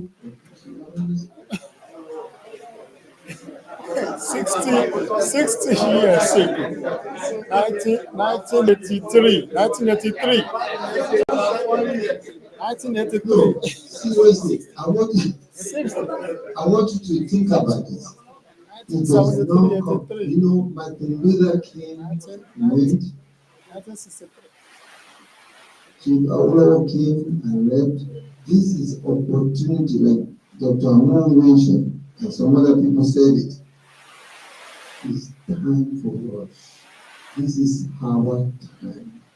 You know, Ashwaji is not because he's a friend for how many years. It's not because he's a friend.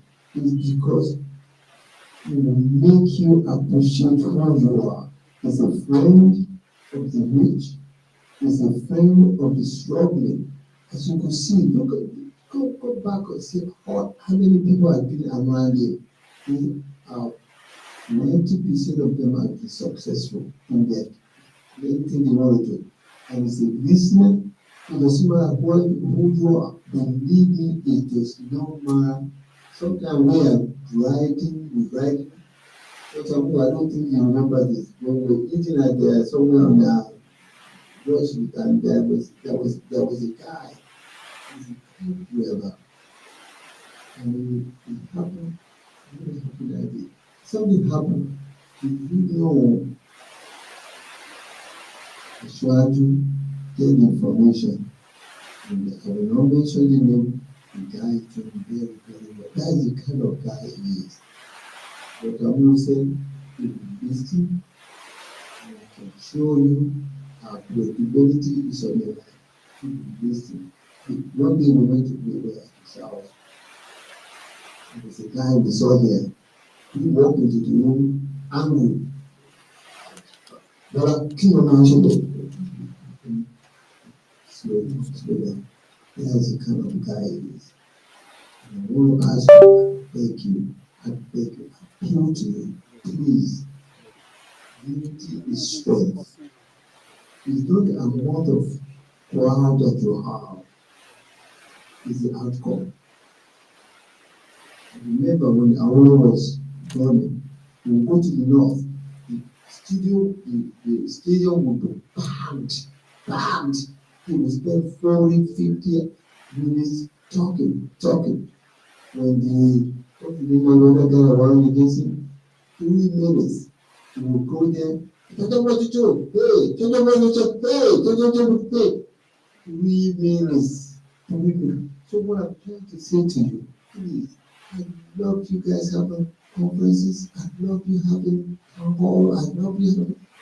Please, like Dr. Moses, take that call. Talk to Igbo, talk to Hausa, talk to everybody. Even right here. Like Dr. Moses, every day here we can call from people here in Chicago. Yes, some of them are negative, but that's life. You cannot be you on behalf of those negative people. You have to move forward.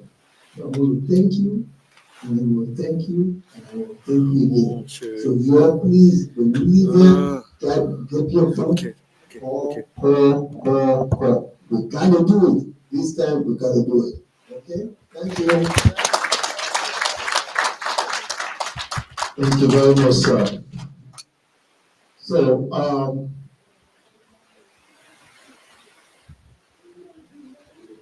wait, don't do it. So, I know you you heard from Dr. Nuru, you heard from Dr. Shumai.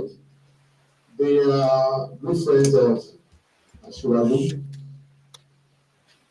The equipment thing they're talking about is, I was part of those people that were moving the equipment to. I was the small boy that was carrying it.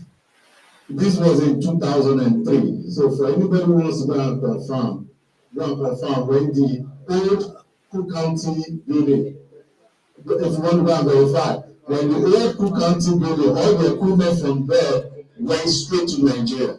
There was no other. Sorry. There was no other community, the Spanish community, the Polish community, none of them were able to touch any one of them except Nigeria. So that was a big thing, and this happened under Ashwaju. So it was a collaboration between them and Lagos State. So please, go and verify. Everything we're saying is true. I've had a lot of experiences with Ashwaju myself, but there was a day in downtown. He was at the Renaissance Hotel, because that's where he normally stayed back then, at the Renaissance Hotel right there on State Street and Walker Drive. And he was at the back, I think he was on a phone call, and a Nigerian guy happened to see him, and I said, oh, Governor, please, I'm broke, I'm there, and this. And as well, you doesn't know this man from nowhere, dipped his hand, and whatever cash was in his pocket at that time, he gave all of it to him. So that's the kind of person this man is. He's willing to help people, whether he knows you or he doesn't know you, he's willing to help. And like I said, I've had a lot of experience of this. There are people who have gone to him, or my daddies will make a phone call and say, this person needs a job, or this person needs something, can you help? And you say, okay, send me the information, or send me the resume, or send me something, and they will give something. My elder brother, Dewali, also was in Nigeria, and when they called for him to get a job, I should say, send me his resume, and he sent him the resume within a week. So this is the kind of person that, no matter where you're from or who you are, as long as there's availability and you're willing to work and you're available, he will give it to you. He will get you in. So not speaking for all, I know we're all tired a little bit, so DJ, let's shake the body small. So everybody, come on, let's shake our body a little bit.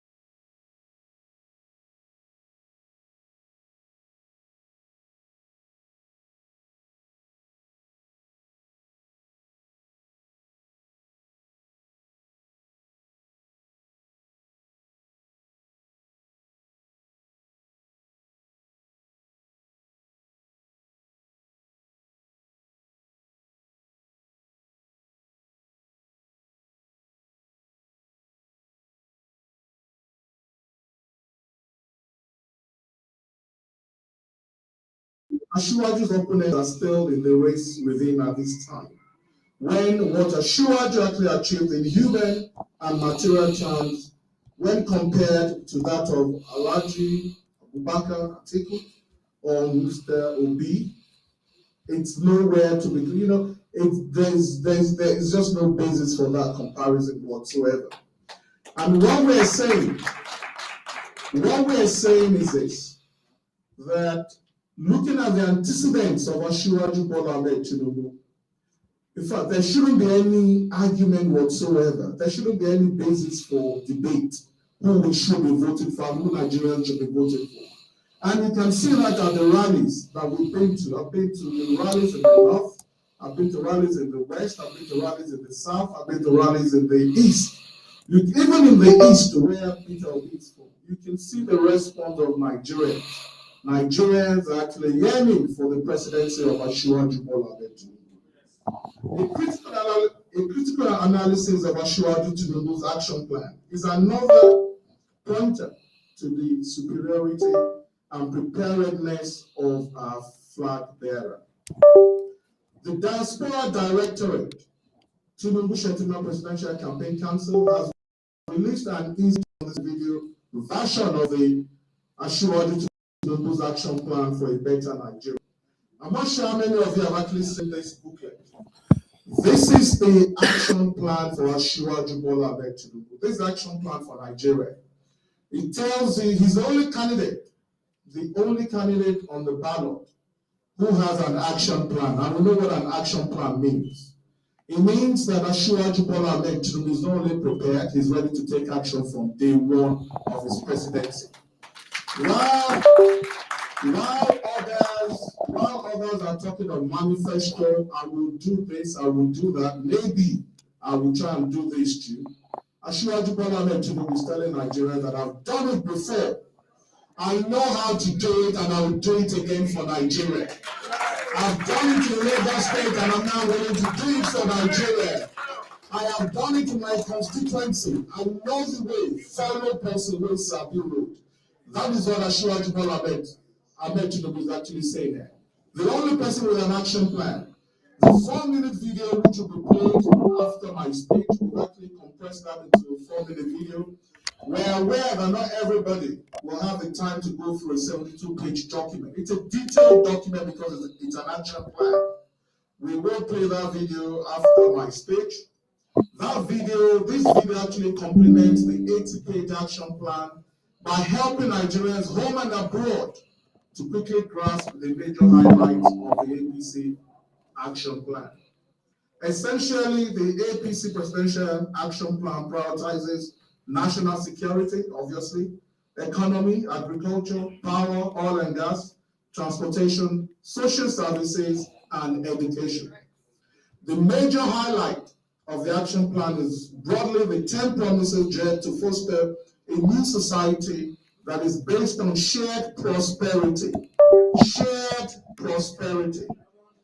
tolerance, compassion, and the unwavering commitment to treating every Nigerian citizen, home or in the diaspora, with equal respect and due regard.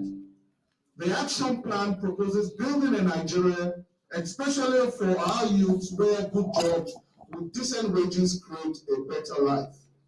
Another critical sector or crucial sector that will be manufacturing, creating and investing more of the goods and services we require. And what does that mean? That means exporting more and importing less. In an economy where we actually import something as basic or mundane as toothpick, I think it's about time that we start doing most of these things, we start manufacturing most of these items at home, and we export them too because we have the capacity to do it. Three things that actually stand our principle aside is two things. He has the competence, he has the character, and he's somebody that has the experience of actually doing this before, which are three very vital things that you will require the president of a big country like Nigeria to have. When we import less, as in importing less, continue to assist farmers, modernizing and expanding public infrastructure, making primary healthcare, education, and housing accessible and affordable for all, providing electricity and creating a security architecture to combat crime and terrorism. Yes, President Muhammadu Buhari has done a lot, but we will build on that.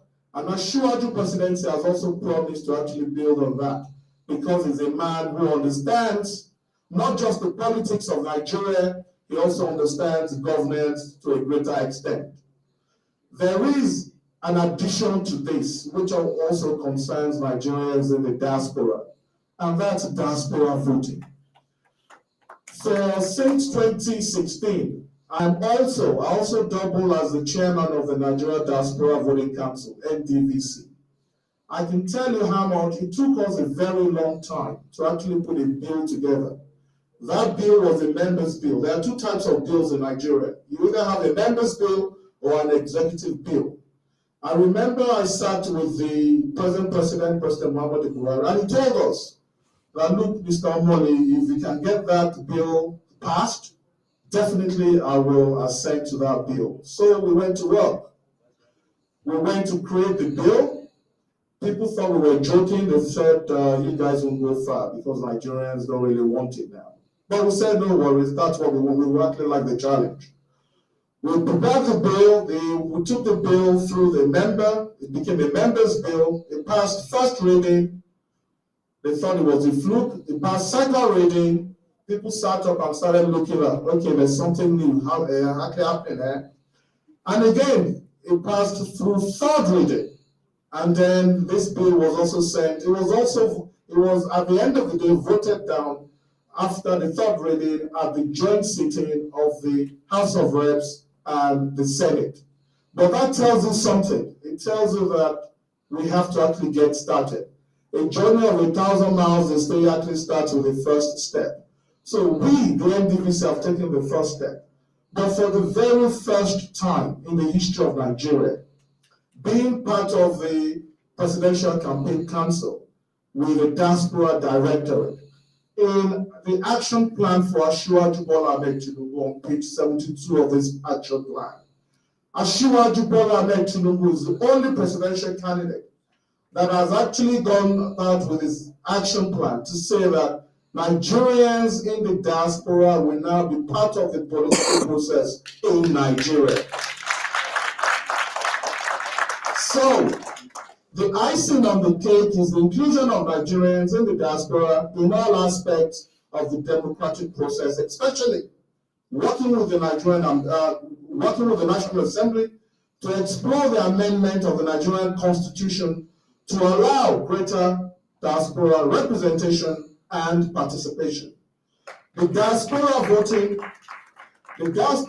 initiative, which is one of your heart's desires for people from the diaspora, is no longer a question of if, but when, because of its inclusion in the party's action plan for this campaign for the Tinubu-Shettima Presidential Campaign Council.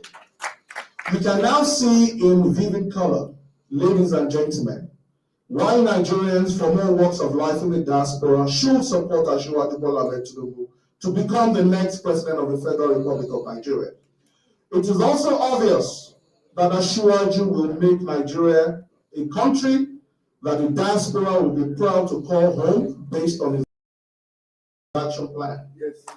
Just as he made Lagos State home for Nigerians from all parts of the country, including people from the African subcontinent, we must roll up our sleeves to make this happen. And it shall happen by the grace of Almighty God. So when we hear Asiwaju Bola Ahmed Tinubu say he will build on the legacies of President Muhammadu Buhari, deepening the involvement and participation of Nigerians in the diaspora, in the socio-economic activities of our country, if he takes the mantle from our president, is precisely what he meant. Asiwaju Bola Ahmed Tinubu does not talk. Asiwaju Bola Ahmed Tinubu is a man who talks and he will do it. He's a talk and do person. He says what he means and he means what he says. One of the speakers said earlier on that Asiwaju is a courageous person. Asiwaju is also an audacious person. He's an audacious leader, a leader of leaders. He's somebody who's actually bold to take very difficult decisions as long as he knows that he will implement them and they will be for the benefit of the Federal Republic of Nigeria. So, we're saying it can only be a win-win situation for the country and the diaspora who are always yearning to contribute their own quota to building a great nation. With Asiwaju Bola Ahmed Tinubu in the saddle of the next political dispensation, I have no doubt in my mind that Nigeria will be great in our lifetime. Now, this is what it boils down to at the end of the day. Can you see this? This is what's called a voter's card, PVC, permanent voter's card. For Nigerians in the diaspora, before I left Abuja yesterday, there was a particular stand that was devoted to Nigerians in the diaspora. I must say a big thank you. Let me seize this opportunity to say a big thank you to Nigerians in the diaspora. Nigerians in the diaspora are beginning to arrive in Nigeria to cast their ballot in the February 25th, 2023 elections. For those who are on ground, that's for those who are on ground in Nigeria already. People are already arriving to cast their ballot. You know why? Because they have their PVCs. This election, yes, we will pray. Yes, we will sing. Yes, we will dance. Yes, we will vote. At the end of the day, it's this PVC. We need to do whatever we have to do within the ambit of the law to ensure that Asiwaju Bola Ahmed Tinubu becomes the president of the Federal Republic of Nigeria. Now, we're praying, but this goes beyond praying. When you pray, you also have to do the work. I always say something, it's not in the bag until it's in the bag. We need to knock on those doors. We need to go seeking for these votes. We can't take this for granted. As we're praying and working, some people are also working to undermine the elections. Please let us go out. Let's encourage our people to go out and vote so that we win overwhelmingly by 4 p.m. on that same day. People are talking about the next day, 2 days later, 3 days later. Now there's a BVAS. There's something called the BVAS. A BVAS is a device that will accredit you, that will accredit voters, and will upload the results in real time. So by 4 p.m., 6 p.m., 5 p.m., whatever on that day, please let's ensure that Asiwaju Bola Ahmed Tinubu is already won on that particular day. We're not going to wait until the next day. We can tell. Yes, INEC will actually announce the results, but we will know in real time and who is winning and who is losing. Losing is not our portion. Winning is our portion. We will vote. We will win. And Asiwaju Bola Ahmed Tinubu will be sworn in as the next president of the Federal Republic of Nigeria on the 29th of May 2023.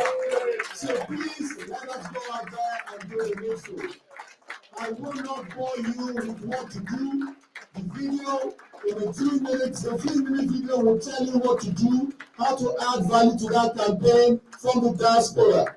For those not going home, please watch this video. It will tell you what you have to do from the diaspora. The diaspora is now a critical part, critical element. It's actually critical to the success of this election in Nigeria. Please don't listen to what they're saying. The diasporas don't vote. They don't matter. We matter. Nigerians in the diaspora matter. Nigerians in the diaspora contribute to the economy of Nigeria. Nigerians in the diaspora are voting in this election. Nigerians in the diaspora are going to be calling their people in Nigeria to vote for Asiwaju Bola Ahmed Tinubu. When he wins, Asiwaju Bola Ahmed Tinubu has also promised me that Nigerians, he said it in public, he has told me in public, he has said it in public, that we may not be able to vote now. But there's no law that stops him from actually appointing and actually seeking the help of Nigerians in the diaspora to be part of his presidency from the 29th of May 2023. So I'm telling you, I'm informing you Nigerians in the diaspora, please, let's do the work. The reward is there. Let's do the work now. Let's call our people. Let's digest the content of the action plan. It's 1 to 15. That's what the program says. We have a program that is on running at this time. 1 to 15 people. When you get back home, write 15 names. I'm from a very big family, so mine is 1 to 25. And I can tell you I've got 28 already that are voting because of me. So one person, call 15 people minimum. You can call more. Please, let's call our dad, our moms, our relations, father, mother, employees, even concubines. Let's do the concubine. Girlfriends. Later we go and reconcile. Let's call everyone. Let's go out there. Let's actually make it big for our principal, Asiwaju Bola Ahmed Tinubu. Thank you so much for listening to me. We will rejoice. Thank you so much.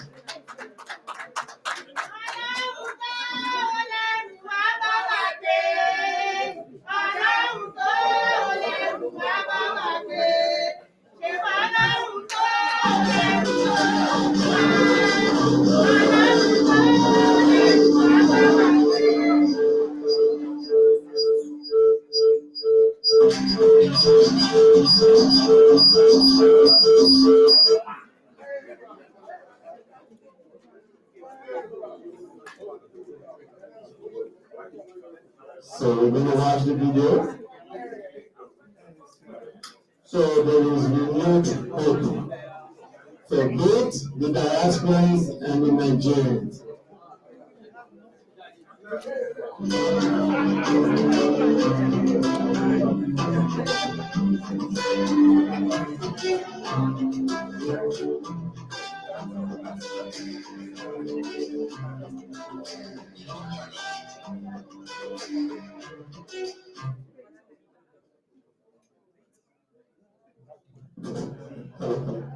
Yes, distinguished ladies and gentlemen, this is the 4-minute video. I take your indulgence to just watch this video. It's a 4-minute video. It's a summary of the action plan. It gives you an idea of what Asiwaju Bola Ahmed Tinubu will be doing as President of the Federal Republic of Nigeria. This video was actually put together by the Diaspora Directorate, and I can tell you, when people say people in the diaspora don't matter, no one thought about this. We put this video, and I can tell you, by the last time I checked yesterday, this video had 36 million hits. 36 million views. There's no other video like this. Everyone is sharing in Nigeria, and this was put together by the Diaspora Directorate, which is myself, yourself, and all members of. So please give yourselves a round of applause. Please, the video. Thank you.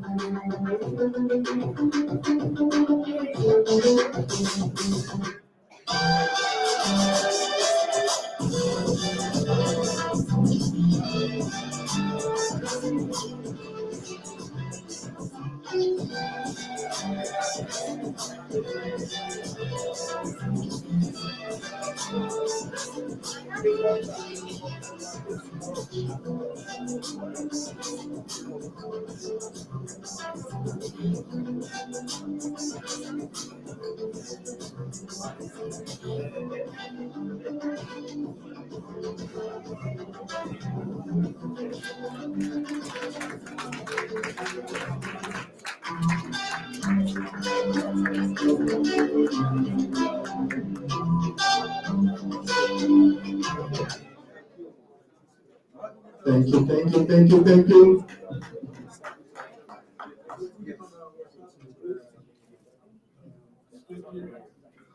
Thank you very much. One of the things I particularly like, and I know Asiwaju has been a supporter of this, what is called a true federalism. That is what Nigeria needs, a true federalism where all the power is not in the center. You give the state and the local government power, just like you live here in America.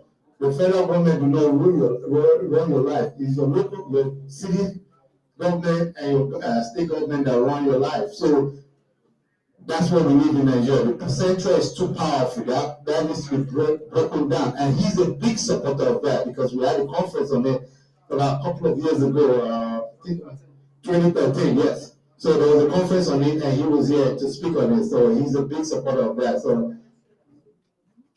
at this time, it's called question and answer time. So for those of you who have been dying, who have been itching to ask your question, I just want to say one thing, please. Let's be respectful.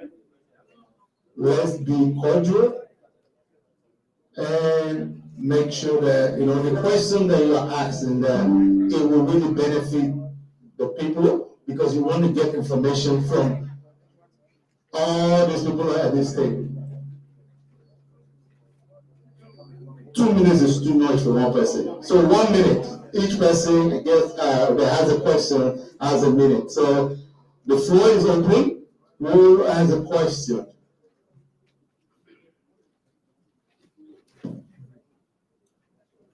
Question? Raise your hand, please. Yeah, we got this gentleman.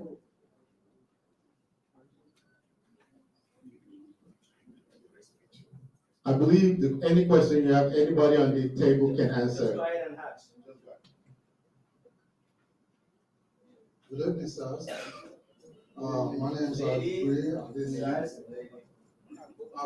Good evening, stars and man. I want to start on the existing protocols of the accountable to the general audit. My question goes directly to the last speaker, Ms. Adio, with respect.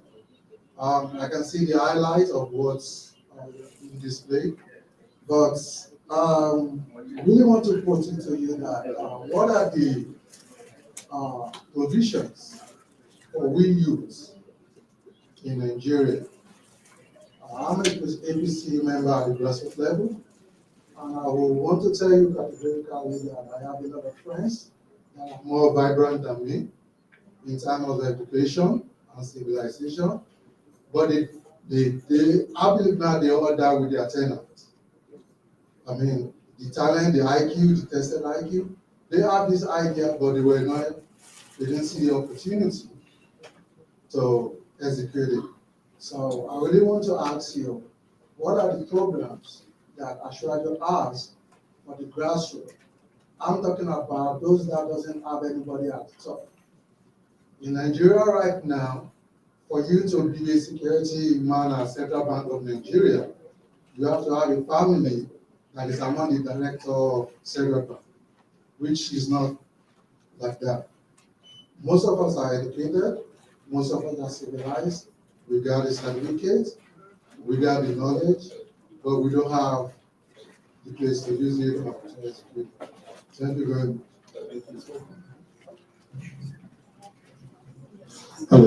Thank you so much for that question, sir. As for the youth, as the action plan has actually explained, three things are quite important. One is retraining.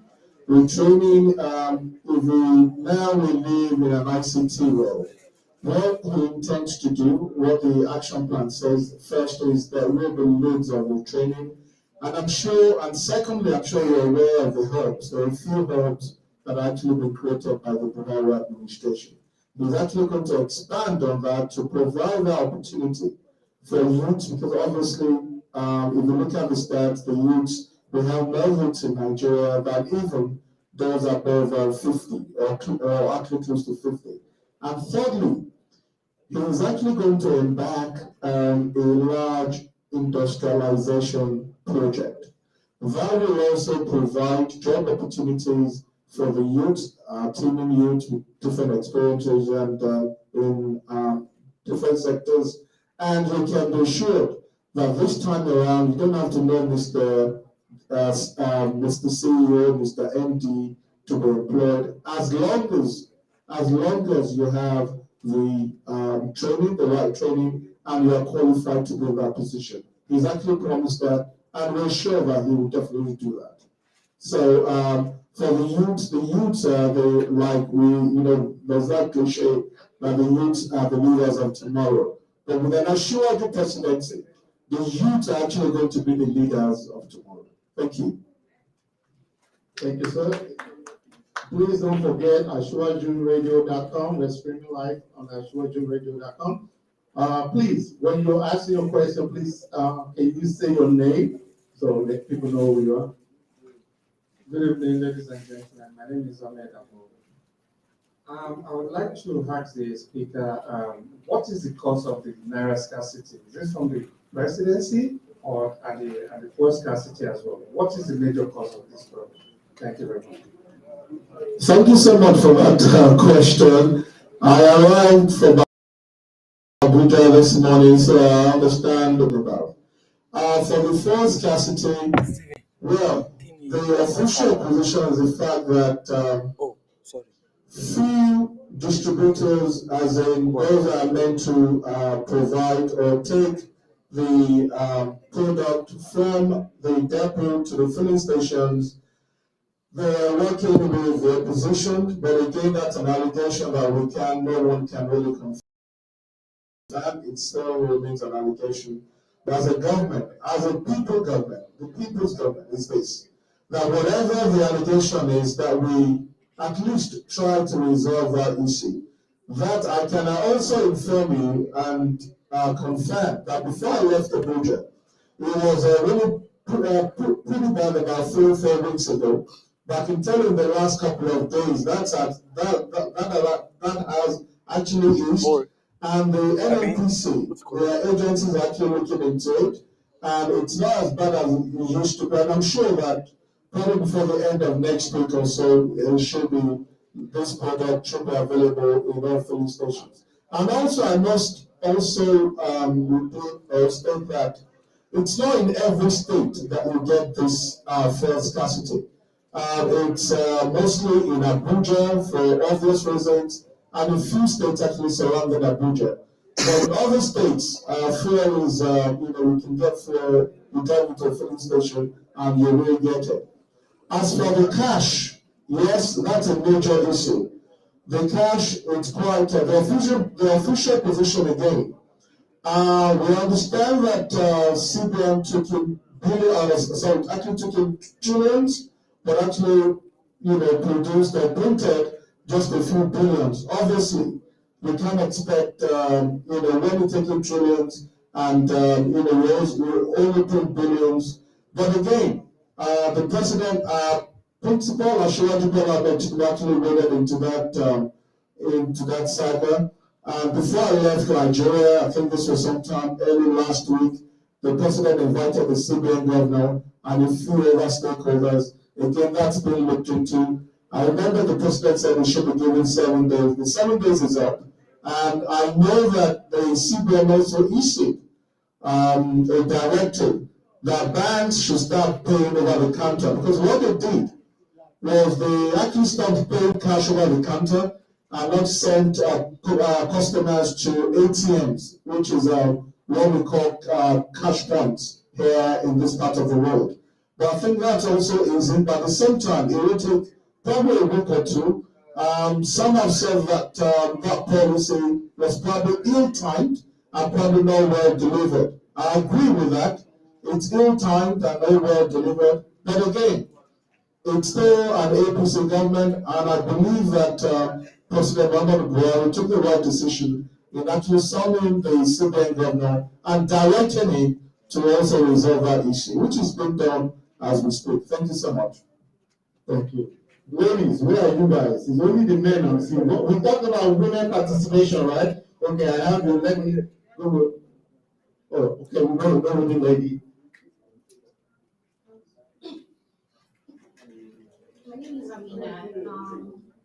I just recently finished my master's, and I'm not actually asking a question. It's more of like a contribution. So I heard that the Nigerians in diaspora participating in the coming government. And I just wanted to say that the Nigerians just failed to harness the power and the knowledge that youths have gathered, like studying here in the US. For instance, I did my master's in public administration, and I was opportunity to be a part of some projects in rural West Virginia. Something that I learned from them is they don't wait for what their government can do for them. They also ask the question of, how can I help my community? So there's something called participatory democracy, where people in the community always have this, probably twice in a month, meeting where they come with concerns, and then they have the resources that they have, both human and natural resources, and then they use these resources to take care of the community. And this is kind of like also engaging some public administration, like administrators like myself, plan, which they try to execute.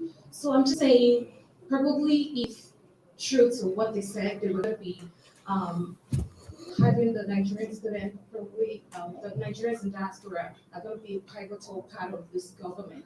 They just need to probably reach out to Nigerian students that have been able to learn best practices here and work with them. And definitely, we are praying that we can do like some of these countries, and maybe that could work. Yes, that's thank you for that question. So let me put it as a question. Yes. Of what she said. So the question will be, what is the plan for the Asiwaju and Shettima campaign that for the diaspora, Nigerians in the diaspora that they've come to study, they've learned how to move things forward and how to get things done. What is their plan for them? Thank you so much for that question. But let me make a clarification here before I I go into that question. Now, there are Nigerians here in the diaspora, because I'm also a Nigerian in the diaspora, since I've been in Nigeria for a very long time. So I understand their mindset better now. And I also, don't let us forget that now there are Nigerians living in Nigeria that are also very smart. There are Nigerians living in Nigeria that are also intelligent. So the fact that you're in the diaspora does not give you an automatic ticket to any job or any. You see, so let us have that too, as Nigerians going back to the Nigerians in the diaspora going back to Nigeria.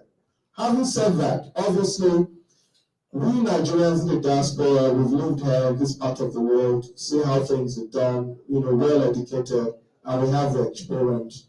But again, going to Nigeria is a different ballgame. It's totally different. What works here may not work in Nigeria. What you do here may not necessarily fit into the Nigerian. So you need to understand that. Now, having said that, I'm not saying it's not possible, but there are Nigerians, there are consultants, there are people in different professions doing fantastically well in Nigeria. But I don't want us to have that self-entitlement that because I'm coming from the diaspora, I should be put in the front. That's not the way it works. When you go to Nigeria, you also join the queue because there are people there too, also doing the same thing, and probably they even have more experience than you coming from the diaspora. And when I say experience, I don't mean professional experience. It could be the fact that they understand the environment more than you do. But again, we're all partners in progress. Whether you're Nigerian in Nigeria or Nigeria living in the diaspora, I think we should work with our colleagues in Nigeria to make Nigeria a better country. That's the way we will get over this. I can't find a job because I'm from the somebody coming in from the diaspora. We in the diaspora need to find a way to acclimatize our experience, our education, our qualification, and make it fit into the Nigerian environment. Yes, we will add value. Yes, we add value, but I don't think we should be going to Nigeria with a sense of entitlement that because I'm from the diaspora, I should be this. It does happen, but I think we still need to work at it. And as for the question, the Ashwaji Shettima plan for Nigerians in the diaspora, I think I mentioned part of that in my speech. That Ashwaji himself, even in London, he actually said this in London. Now, we may not be able to vote. Obviously, he's actually put that in the plan that Nigerians in the diaspora, he will work with the National Assembly. His presidency, the executive, will work with the National Assembly to ensure that the amendment is actually done so that Nigerians can vote from their host countries like other African countries are already doing. So he's actually promised that. But pending that time, he's also said, and this is in public too, that he's also ready to engage. He will be engaging Nigerians in the diaspora to be part of the development for our great country, Nigeria. Thank you. Thank you, sir. So after this question, there's one more person. Okay, two. That'll be my two more questions. I want to add a couple of response to what my sister is asking. Sister, is she paying attention? Yeah. So what I think from what you experienced when I went to Abuja, and we had a lot of ministers there, and there was a town hall meeting, and we were asking, many of us that were from the diaspora were asking them questions. And one of the things that I said at that point in time was that I would like to volunteer. So I'm sure that's where you're coming from. Thank you. Thank you. So the opportunity for us to volunteer will be created by our director. He will create the opportunity, and we all will stand there to ensure that we have this hub where professionals come from the diaspora to give their all to support the system for growth and development. Thank you so much. Thank you very much, Mr. Good evening, all protocols observed. I want to thank the gentlemen and my sister there that came all the way from Atlanta to make Chicago look beautiful. Look at this crowd. Give yourself applause. So, about Asiwaju Bola Tinubu, I know the man very well. We grew up in the same, almost the same area, Ekwajadu, Agarawu, and stuff like that. If we remember back in January 15th, 1970, just before the end of the Civil War, I know I was very young at that time, but I remember what happened. That General Yakubu Gowon and late Chief Obafemi Awolowo and Anthony Enaro and all of those people, they changed the currency. And I know the rationale behind changing that currency was to deter the Biafra war. After all, that's why Nigeria won against Biafra war. So now, oh, by the way, I'm a journalist. My name is Olawale Idris. I'm the publisher of Africa US Today magazine. So I'm trying to crack my brain. What is the rationale behind the government changing the currency and shortage of petrol? I just received an email that the woman in Nigeria in Lagos somewhere just went naked at the gas station and sprayed the gas station and all the cars there with her petrol. She did not want only die, but she wanted to take many people along with her. So we know that's part of frustration. So my question now is, what is the rationale behind the government changing the currency as of now? I'm trying to think that maybe they want to replicate what happened in 1970. That's the only way they can get to the election. I don't know. I'm just trying to look for something to write for my magazine. Thank you. Well, I don't know about writing for a magazine. This is this is not. I hope it's not another Sahara Reporters. But I mean, actually talking seriously. So I'm talking seriously here. This is a campaign for the Tinubu Shettima Presidential Campaign Council. Now, for the APC, for the CBN's reason, for the CBN's governor's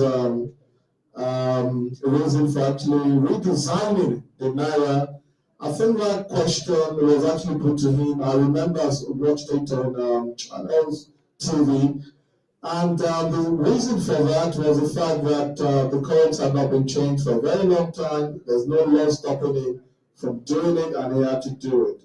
Again, yes, that's to an extent that's true, but lots of Nigerians have actually questioned the timing of actually redesigning the Naira at this time when we have a major election on the 25th of February 2023.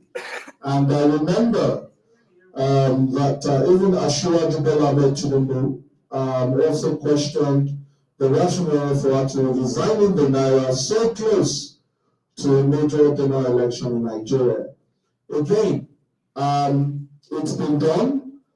It's not been reversed yet, but I know there was a Supreme Court judgment just a few days ago. I think, I believe it was sometime last week, that the old Naira and the new should coexist for a while. So that's ongoing. That's what the Supreme Court actually said. So, and the Attorney General actually came about 2 days ago to say that they will respect that judgment. So for now, we have the new and the old coexisting, and I'm sure with days to come, maybe before the end of this week, the cash saga will be resolved. Hopefully. Thank you, sir. Thank you. Just a couple of housekeeping. The packages that you're given, please, because this hotel do not want anybody eating in here, so please keep it till you get to your car or get home. And the other thing is, can we reduce the noise a little bit because the cameras are sensitive, so they're picking up the noise. So please. So I'll go to this gentleman. Good evening, sirs. To our father, first and foremost, I want to appreciate the work of Professor Abu and the team. That's a wonderful one. Tonight, I believe we are here to tell ourselves gospel truths. You look and see the President Muhammadu Buhari has done well, but look and see he's not supporting as well. Because I believe we want things to happen, right? And we want things to happen fast. We have less than 2 weeks to the election.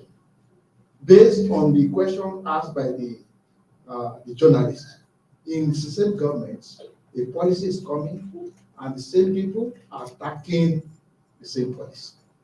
It gives some of us a serious headache. That really, because I knew well when Buhari was contesting, the way Asiwaju went around this country with his life. But even as of today, this thing is happening to the extent, if you look at the rally did recently, sometime the highest time the presidents speak is not up to 10 minutes. And sometimes I see people telling him to speak in Hausa. And these are things that give a lot of people a serious headache. And I believe we need to work seriously to actualize it if we still believe we are one. That's number one. Number two, today, people are talking about, some of us, we have the BBC, right? Some of us visit Nigeria. And I don't know, people have been running from Nigeria. I just came back from Nigeria February 23rd. January 23rd, rather. The truth of the matter, the security, way people talk about it here is so funny. I went there, traveled around, and left the Southwest. Everything was solid. The only problem we have, if you look at people killing, is individual, family killing themselves. That's gospel truth. And when you look at it, most of them are business or money-related issues. Or you go to Nigeria and you begin to proud that you are this. And he has said it. If you are here and you think because you are in America, you want to go and be great in Nigeria, forget it. They don't see, people are queued long time. They want to get those things done. And you came overnight, you see you can override them, you miss the way to time. Tonight, I pray as well become the president by February 25th. Amen. For the first thing today, there's something common to us in Chicago. As well as from here, right? You are suffering for something that is very, very serious. Consulate is in Atlanta, is in DC, he is from here. I believe you can speak on his behalf. If you cannot, please call him. We are putting it forward to you tonight, sir.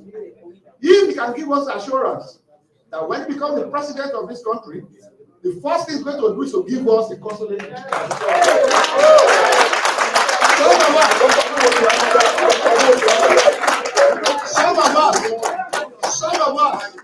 Some of us, we are going to mobilize ourselves and give him that vote. Or if you are not hearing anything from that, the high time people promising us and failing us has gone. Yes. So if you are here to represent Asiwaju, please, we are appealing tonight. You have to give us assurance that we are going to have the consulate in the year 2023. And we are going to provide strength, family to vote for them. And again, we want inclusive government. We want inclusive government, where everybody will have the opportunity to become somebody. We came to this country because we believe in this country. Somebody that does not have anybody in this country can become somebody. People have been here, they left this place to Nigeria. They see the system, where how the healthcare system is working here. You see the where the laborer are doing things and things are working. It's that time we come to our basis and do something great. Thank you. Thank you so much, sir. Thank you so much. That's all we call 4 in 1. 4 questions in 1. Let me actually take you from the last one. The last one, an inclusive government. I think that's even part of his action plan already, and I did mention that in my presentation that if any president is going to do or implement an inclusive government, it will be Asiwaju Bola Ahmed Tinubu. And we're not saying this because of the upcoming election. We saw that when he was the governor of Lagos State. We had people from all over Nigeria that were members of his cabinet. And you can see Lagos State. Lagos State is like a melting pot. Lagos State is open to everyone, from whether you're from the east, north, west, south, everyone actually, to the point that even people from another part of the country are saying that they actually built Lagos. That shows how cosmopolitan and how open-minded that Asiwaju Bola Ahmed Tinubu is. He's somebody that will include everyone in his government. Now, number 3 is the assurance about a consulate. Now, I can only pass that message. That is beyond me. I can't promise what I can't confirm. But the thing is this, this is what I will say about that. When it comes to international relations, there are so many factors that actually determine where consulates, embassies, and so on are actually located. I'm sure at some point, I know that a transition committee was actually put together by President Muhammadu Buhari, meaning he's preparing to leave, was put together by President Muhammadu Buhari last week. They're going to be inaugurated on Monday, tomorrow actually. Well, it's now, I think it's today in Nigeria. They will be inaugurated today. And one of the people that have actually been named as part of that committee is the Minister for Foreign Affairs. So I'm sure those are part of the things that they will be discussing when it comes to transition, and also when his government actually takes on. Now, but again, I'm not here. I can't really promise that yes, there will be a consulate here or there, but I will definitely pass on that message. But one thing I want you to also, because that's what we complain about, the fact that he's from somewhere does not necessarily mean that should be the consideration for having a consulate. The fact that Asiwaju Bola Ahmed Tinubu was formerly in Chicago does not mean yes, because I was there in the past, so I should put a consulate there. I think there should be other crucial factors that determine where a consulate should go to. So, again, don't let me knock what you've said, but it shouldn't be because he's from here, or he's schooled here, or he lived there, that a consulate should be put there. I think there are more important factors. For instance, if there are more Nigerians here, why not? Obviously, there should be a consulate here. So I'm sure the Ministry of Foreign Affairs will probably look into that, and recommendations will be made to Asiwaju Bola Ahmed Tinubu. For the second question, you mentioned the fact that we will travel to most parts of the West, and the way we talk about it to the diaspora is not what it is. I totally agree with you. In fact, in the United Kingdom, it's even worse. When you read the papers, you go on social media, you check all the erroneous and fake news being shared on social media, you think Nigeria is a war zone. Look, I've been to campaigns, the APC campaign in the north, we were at the Jos rally, the Jos flag off, and we went by road. We've been going by road to most of these rallies from Abuja, sometimes from Lagos. It is, like I'm not saying we wouldn't have security challenges, but it's not as bad as you read in the papers. Press, they seem to focus on that. Maybe that's what sells their pages, their papers, and so on and so forth. Yes, we have security challenges, but it's not as bad as you actually read in the newspapers and all these blogs. And that's why most times, most people don't really take these blogs seriously. And as for the number one question, which is the fact that PNB, President Muhammadu Buhari is not with Asiwaju Bola Ahmed Tinubu. Well, I will go by what President Buhari said himself at one of the rallies. When he raised the hand of Asiwaju Bola Ahmed Tinubu, and he said that I support him, he's a man of integrity, and Nigerians should vote for Asiwaju Bola Ahmed Tinubu. He has said that not once, not twice, and I believe him for what he says. Maybe I understand that there's also another story out there, that there's some people, in fact, a few party leaders have actually mentioned that there are some people in the they are called the cabal, whatever they're called, that don't want Asiwaju Bola Ahmed Tinubu to become the president of the Federal Republic of Nigeria. And this is what I say. This is what I say to them. This, that Asiwaju Bola Ahmed Tinubu will become the president of the Federal Republic of Ghana, is ordained. We will work for it. He has said it himself. Amadibu, Amawale. It's not the cabal or whatever they are called in Aso that will determine who wins or who is the next president of the Federal Republic of Nigeria. The people of Nigeria will decide that. They will vote, and Asiwaju Bola Ahmed Tinubu will win on the 25th of February 2023. And when we shake whoever, whatever group they are called, we will shame them on that day, because Nigerians will speak with one voice to tell everyone, tell the entire world, that we want Asiwaju Bola Ahmed Tinubu to be the next president of Nigeria. Thank you. Can I respond to questions numbers 2 and 3? In terms of number 2, which has to do with security, I don't know of anyone in this audience that has lived in Chicago. I'm talking about Chicago now, longer than I have. Maybe this old man here and our friend pastor over there have lived here for that long time. We've seen how the issue of security has transformed over time. I know for sure, I used to be much thinner than this. I used to work from my house. I've lived in the same place for 32 years. From that house to the gym. Every morning, 6 o'clock, 7 a.m. in the morning. I can assure you that my wife will never let me do that this time. Why?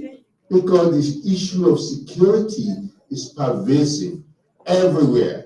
Downtown used to be much, much safer. It's not. Now, let's think about Nigeria. I'm not saying that we don't have these challenges. I'm not saying that at all. I feel much safer in Lagos. That's the only place I can compare now than I feel in Chicago. And I've lived here, I've lived over there. I go to Nigeria every 3 months because I have a non-paying job of serving in the Lagos State University Council.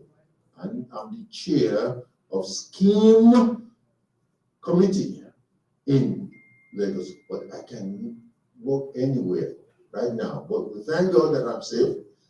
But we don't know what will happen anytime. But my wife would never let me walk to the gym anymore. That's Chicago. Now let me go to I believe number 4, in terms of the consulate. Several years ago, many of us, some people here who actually had a petition that many of us signed in terms of consulate in Chicago. I thought I just won out because there are many of you here, your friends, your fathers, your sister, and your uncles that will not sign the form because you are too busy to sign. It's a game of numbers. Atlanta had more signatures than we had. That's why we did not have a consulate here in Chicago. So you need to go back now, regardless of what happens on the 25th. We know Asiwaju will win, and we know that he's a supporter. We know that Chicago is the center of civilization in USA. It's going to happen. It's going to happen. Thank you, sir. Thank you, sir. One more question. Ladies and gentlemen, just excuse me. Yes, we're not saying this. I'm saying it for sure. But believe me, if anything Chicago wants, Chicago will get it. Good evening, ladies and gentlemen. All protocol duly observed. My name is Poinbumi Ajibade Mamamiliki. I'm here this evening because of Asiwaju Bola Ahmed Tinubu, Jagaban of the universe, Area of Egbaland. Because I've met him so many times, and the way he approached people about things. He will listen to you, he's so caring. When he was in Chicago, when Dr. Amuwo was having his 17th birthday, I spoke to him and he listened to me. But the reason why I'm working for him is because during the primary in Abuja last year, I sponsored some people to Abuja to vote for him. And after the voting, I had a voice, because people don't know the reason why I'm working for him. I had a voice that said, work for him. I swear to my God. So when we are campaigning for him, I'm using all my strength, all my power within me. Even in Nigeria, all the Southwest, I have coordinator, and I'm happy the way they are going around, which I pray in 2023 we have now, by God's grace, in February 25th, he will become the president of Nigeria. And I'm seizing this opportunity again to thank my brother that came all the way from Nigeria because of this. And all my sisters that are behind all this program. Dr. Amuwo, I thank you so much, because you are my uncle's friend, and you've been there for me since when I know you. And Dr. Kayode as well. And the way you are doing it, I know you people, like you said, you are not politicians. But all what you are doing now is better than some politicians, because you are using all your power, all your means, all your effort, and all your money to work for Asiwaju Bola Ahmed Tinubu, which I pray that all what we are doing will never go in vain. And we will reap all what we are doing for Asiwaju Bola Ahmed Tinubu. And God will give him long life to rule Nigeria for us. Because I know he is the one that can rule that country and take us to our promised land. Thank you. Thank you, man. Thank you, man. Thank you, man. So I have two questions from online. The first question is from, my name is Deji Akinfu, Akinfu Afiku Yomi from Spain, watching live. I'm sorry if I butchered your name, sir. I'm very, very sorry for that. My question is, what plan does the president have in supporting diaspora entrepreneurs who are startups? Like I think that was answered previously, probably we missed it. Entrepreneurs are also Nigerians in the diaspora. First and foremost, two things. There's something in Nigeria, there is a program in Nigeria called Ease of Doing Business. But before I come to that, let me talk about the DV, which is the diaspora voting. Entrepreneurs too are also Nigerians that actually want to vote. They need to be part of the electoral process in Nigeria, political process in Nigeria. So what he's saying is this, and it's there in black and white in the action plan. He's saying that he will work with the National Assembly to ensure that Nigerians in the diaspora are also part of the political process in Nigeria. That's number one. DV being one of them. DV stands for diaspora voting. And secondly, for Nigerians in the diaspora, we will improve the ease of doing business. Ease of doing business in Nigeria. We have an agency that's actually looking into that. And I understand that we've been moving up if you look at the ease of doing business stats, the global stats, the global index, we've been moving up since the time of President Muhammadu Buhari. And with an Asiwaju presidency, I'm sure we will do far better. Because remember, he's not just a very good politician, he's not just somebody who has been in government, he's also somebody who has worked as who's actually worked in Chicago, USA, as an accountant. If you remember, the man is also our presidential candidate, is also a seasoned accountant. So we understand businesses and how to actually improve them. Thank you so much. Thank you, sir. Okay, the second question is from Simi Eti from UK. What plan does Asiwaju have in its manifesto on youth participation in public office? Again, we've actually addressed that, but again, I will just put a summary. First and foremost, he's actually given, I think, about 2 pages of that in his action plan. Please, everyone, and to Ms. Eti from the United Kingdom, if you can go to, like I'll repeat it twice, it's called teamtunubushetima.com. Again, it's www.teamtunubushetima.com. I'll repeat it for the last time. It's www.tunubushetima.com. And also, if a person, a video person can also type that and bring it up on the screen, www.teamtunubushetima.com. It's got, we can download the soft copy of the action plan. It's got the profile of Asiwaju Bola Ahmed Tinubu, that for those who don't know, and it's got the profile of our vice presidential candidate, Senator Kashim Shettima. And in addition to that, there are a few erroneous and fake news that have been going around. Asiwaju is 101. Asiwaju's daughter is 96. Also, Kashim Shettima and all sorts of funny stories, fake news.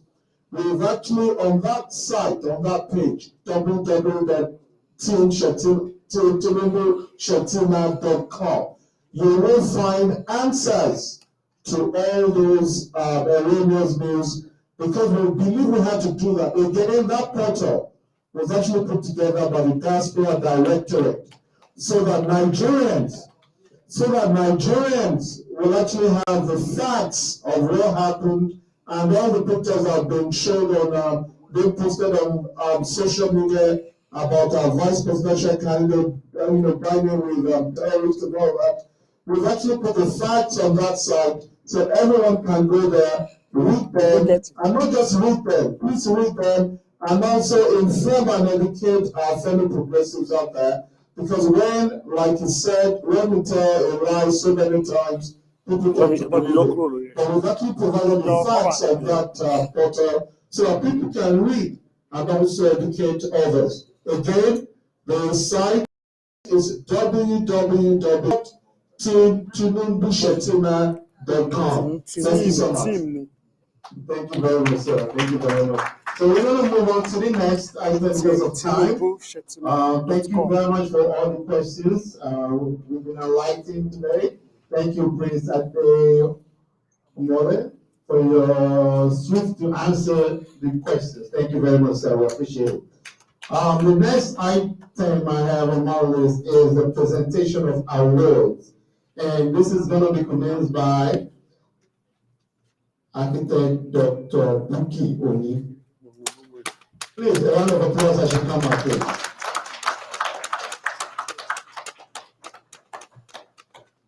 Where's the plug?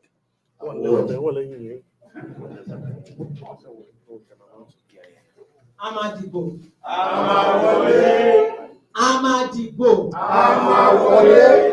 Good evening, everyone.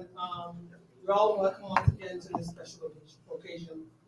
It is a great honor for me to be speaking before you all today. I'm here speaking in honor of a distinguished member of our society. He's the winner of this year's award, and we're going to speak to some of the things that he's done.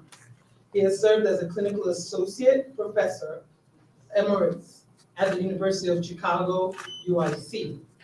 Following his official retirement, he left to devote more time to Nigerian affairs, both in diaspora and Lagos State, Nigeria. He currently serves as the chairman of the Board of Trustees of the Nigerian Islamic Association in Chicago, Illinois. member of Board of Trustees of the Light of Islam in Harvard, Illinois, member of the Lagos State University Governing Council, and has served as the consultant and initiator for the establishment of the Center of Disease Control and Prevention for Lagos State Government. During his tenure at the UIC, he single-handedly brought more young people and African American and African descent that believe in saving lives and preventing illnesses, surpassing any record in the history of UIC, thus advancing the course of Nigerians and African Americans in general. It has been and continues to be a great source of encouragement to us. He's a financial supporter and a wealth of wisdom to us all. We are here today to show our appreciation and recognize an icon in our society. At this juncture, I'm seeking your indulgence to invite the chief host of this special gathering in person, Honorable Olatunji Quadri, to present the award.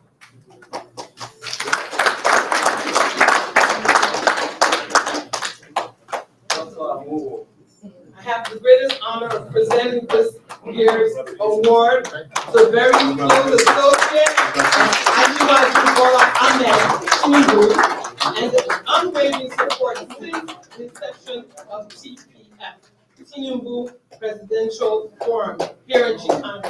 Kindly put your hands together for Dr. Trafficking Amour.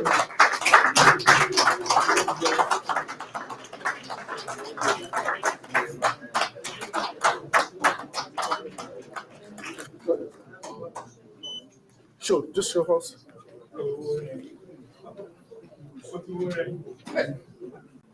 Sorry, excuse me. Sorry.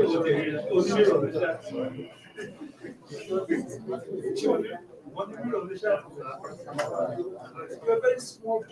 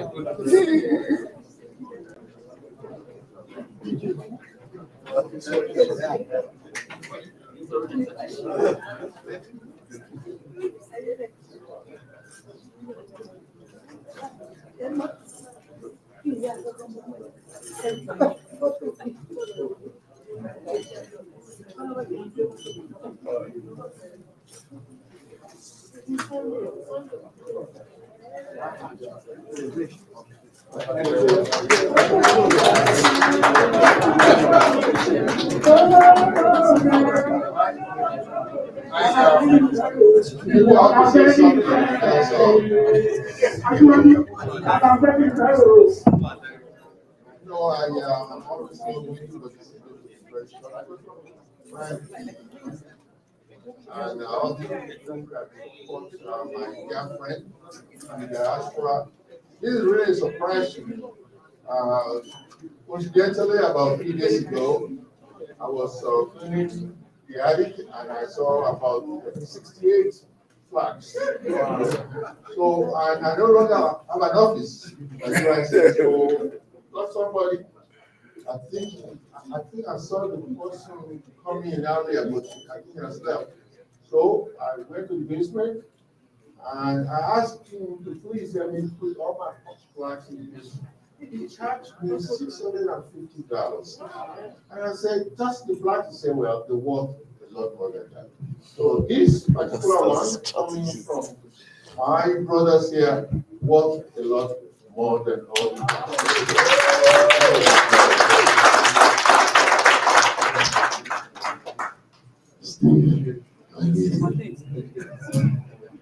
All right, thank you so much. Please, a round of applause for Father, please. All right, I'd like to just give a brief, I'd like to say thank you to the organizers that want us to listen very well.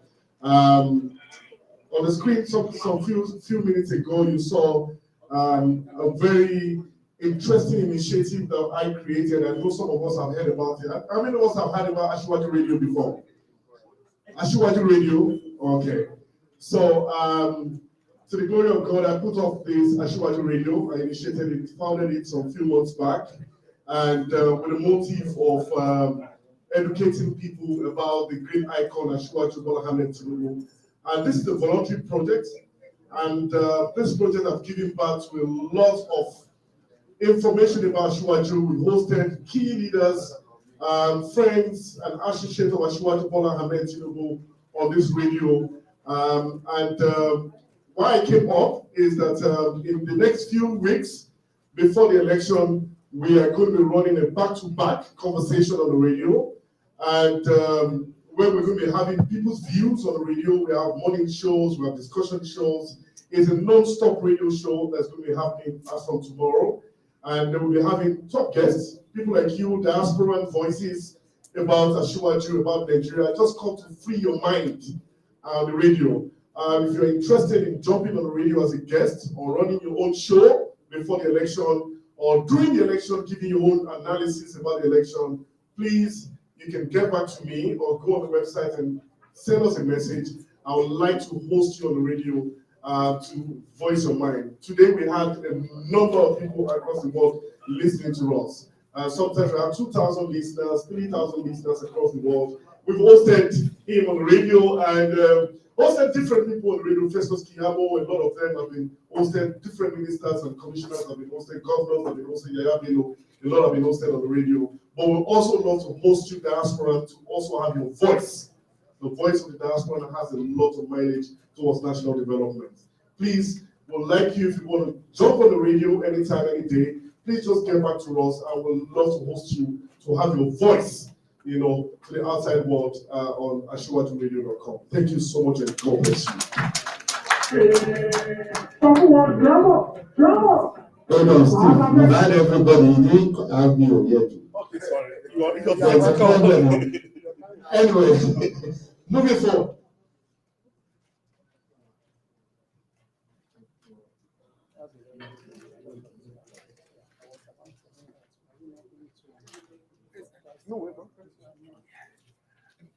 Let me give my card. Oh, yes.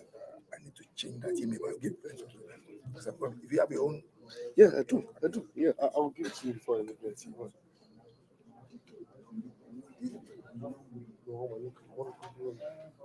Just a quick recognition. Just want to recognize Dr. Pastor Onofuye, Alaji, everything.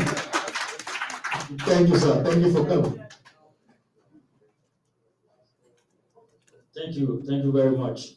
I just want to thank the distinguished panel, Dr. Mole, Dr. Amuwo, and Dr. Shonoki, my very good friend, Amuwo and Shonoki. For those of you that haven't been in Chicago for too long, Amuwo, Shonoki, myself, Asiwaju, the late Dr. Olopopo, we were here in Chicago back in the days. And we know Asiwaju very well. He has the capability to organize, to bring people together. The Nigerian American Forum that we founded in Chicago not only include Yorubas, but Igbos, Hausas, Fulanis, everybody in the Chicago area was a part of this organization. We know what Asiwaju did. We know how he made his money with the biggest accounting firm in the world, really, in Chicago. KPMG, Anderson Consulting. So we know that this man is a very reputable man. We know what he did in Lagos, Nigeria. Those of you that haven't been to Lagos, when you go to Lagos, don't believe what you see in the news overseas. Lagos is no different from Chicago. When you go to VI, you will see very beautiful houses. You will see beautiful roads. You will see beautiful beaches. That foundation was laid by Bola Ahmed Tinubu, the presidential candidate. We know that when he gets in power, he will change Nigeria for the better. He will spend the money to develop the country. He will spend the money to develop the roads. it will spend the money to build schools. It will spend the money to build hospitals. So we really need to be careful of what we're hearing other people say. We need to believe in the truth, to ask the people that know, to go and see for ourselves. The people that are there, that have been stealing the money, that are not taking care of the people, Asiwaju is not one of them. He made his money legitimately. He made his money consulting. He made his money building that country, building the state of Lagos State, Nigeria. So do not believe anything that you hear. Ask your people, encourage them to make sure that they go and vote so that we can have our next president of Nigeria to be Chief Bola Ahmed Tinubu. Thank you very much, Annie. Thank you very much, sir. We appreciate your comment and we appreciate your presence. Thank you very much. At this time, I'm going to ask the Tinubu Presidential Forum, diaspora members and executive, please come to the front, please.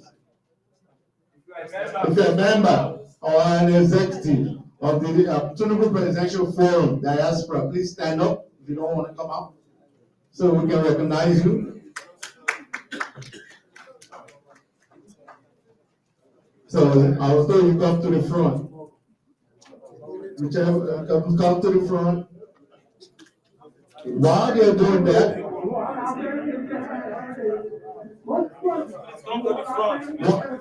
while they're coming to the front, at this time, I want to call DJ. I want to call on my brother and a friend.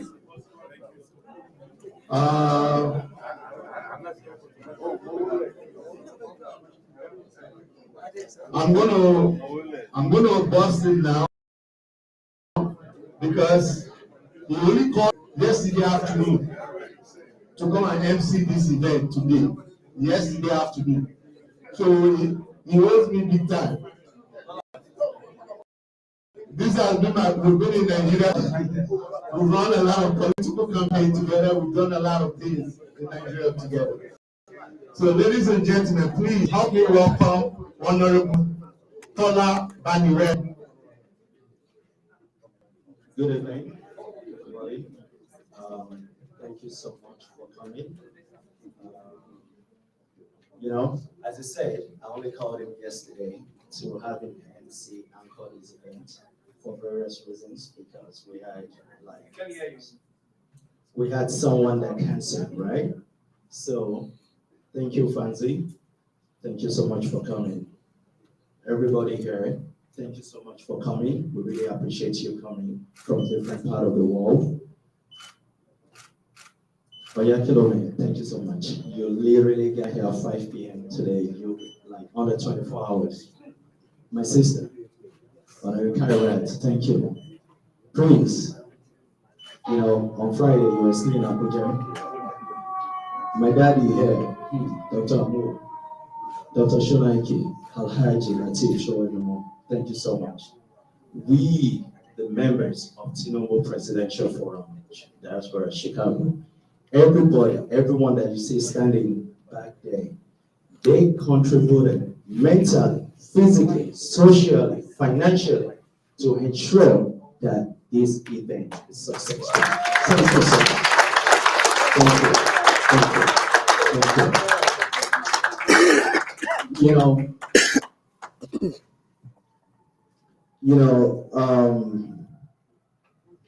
As everyone knows, Asiwaju Bola Ahmed Tinubu spent the majority of his life in Chicago, and every one of us has experienced one thing or the other. And for me, I was telling Prince when I picked him up, when I was in high school in Lagos, in Nigeria, Lagos, right? I remember he coming to my high school then. My friend, he writes for Vanguard right now. You know, we're reminiscing about it, right? And I'm like, well, you know, he has visions, he has technocrats around him to ensure that things that he wants gets done. And please, continue to call everyone back home. If each and everyone here calls 10 to 20 people back home to go vote, it goes a long way. Just call them, please. Yeah, there's so much I can say. Everyone in the audience, thank you so much for coming. We really appreciate it. Thank you so much.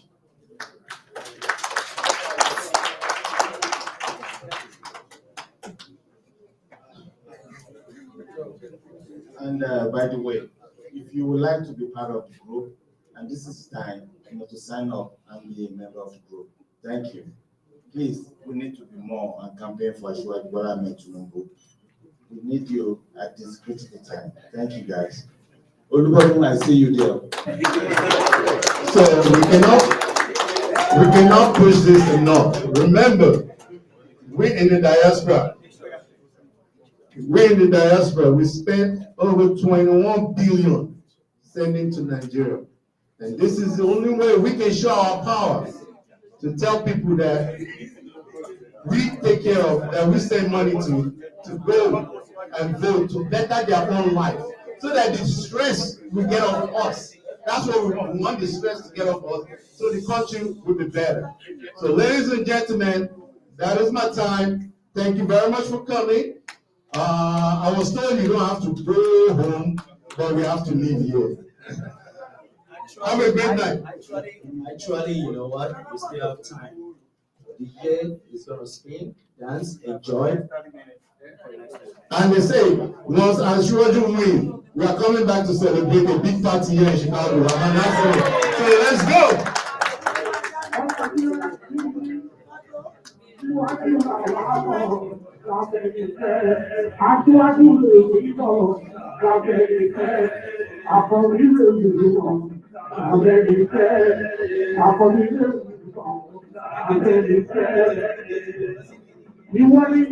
want to get a little one? I'm going to do it.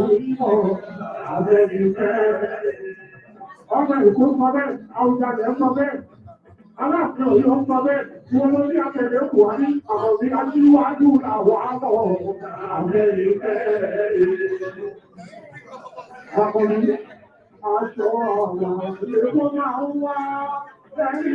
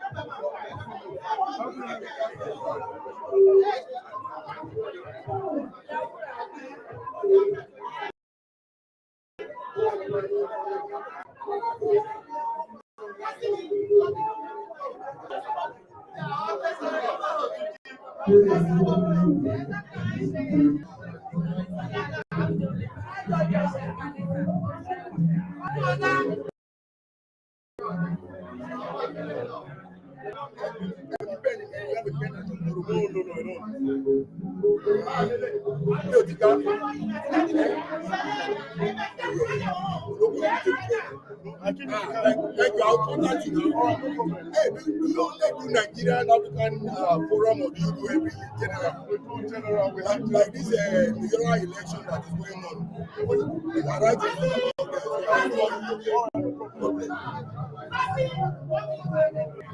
Thank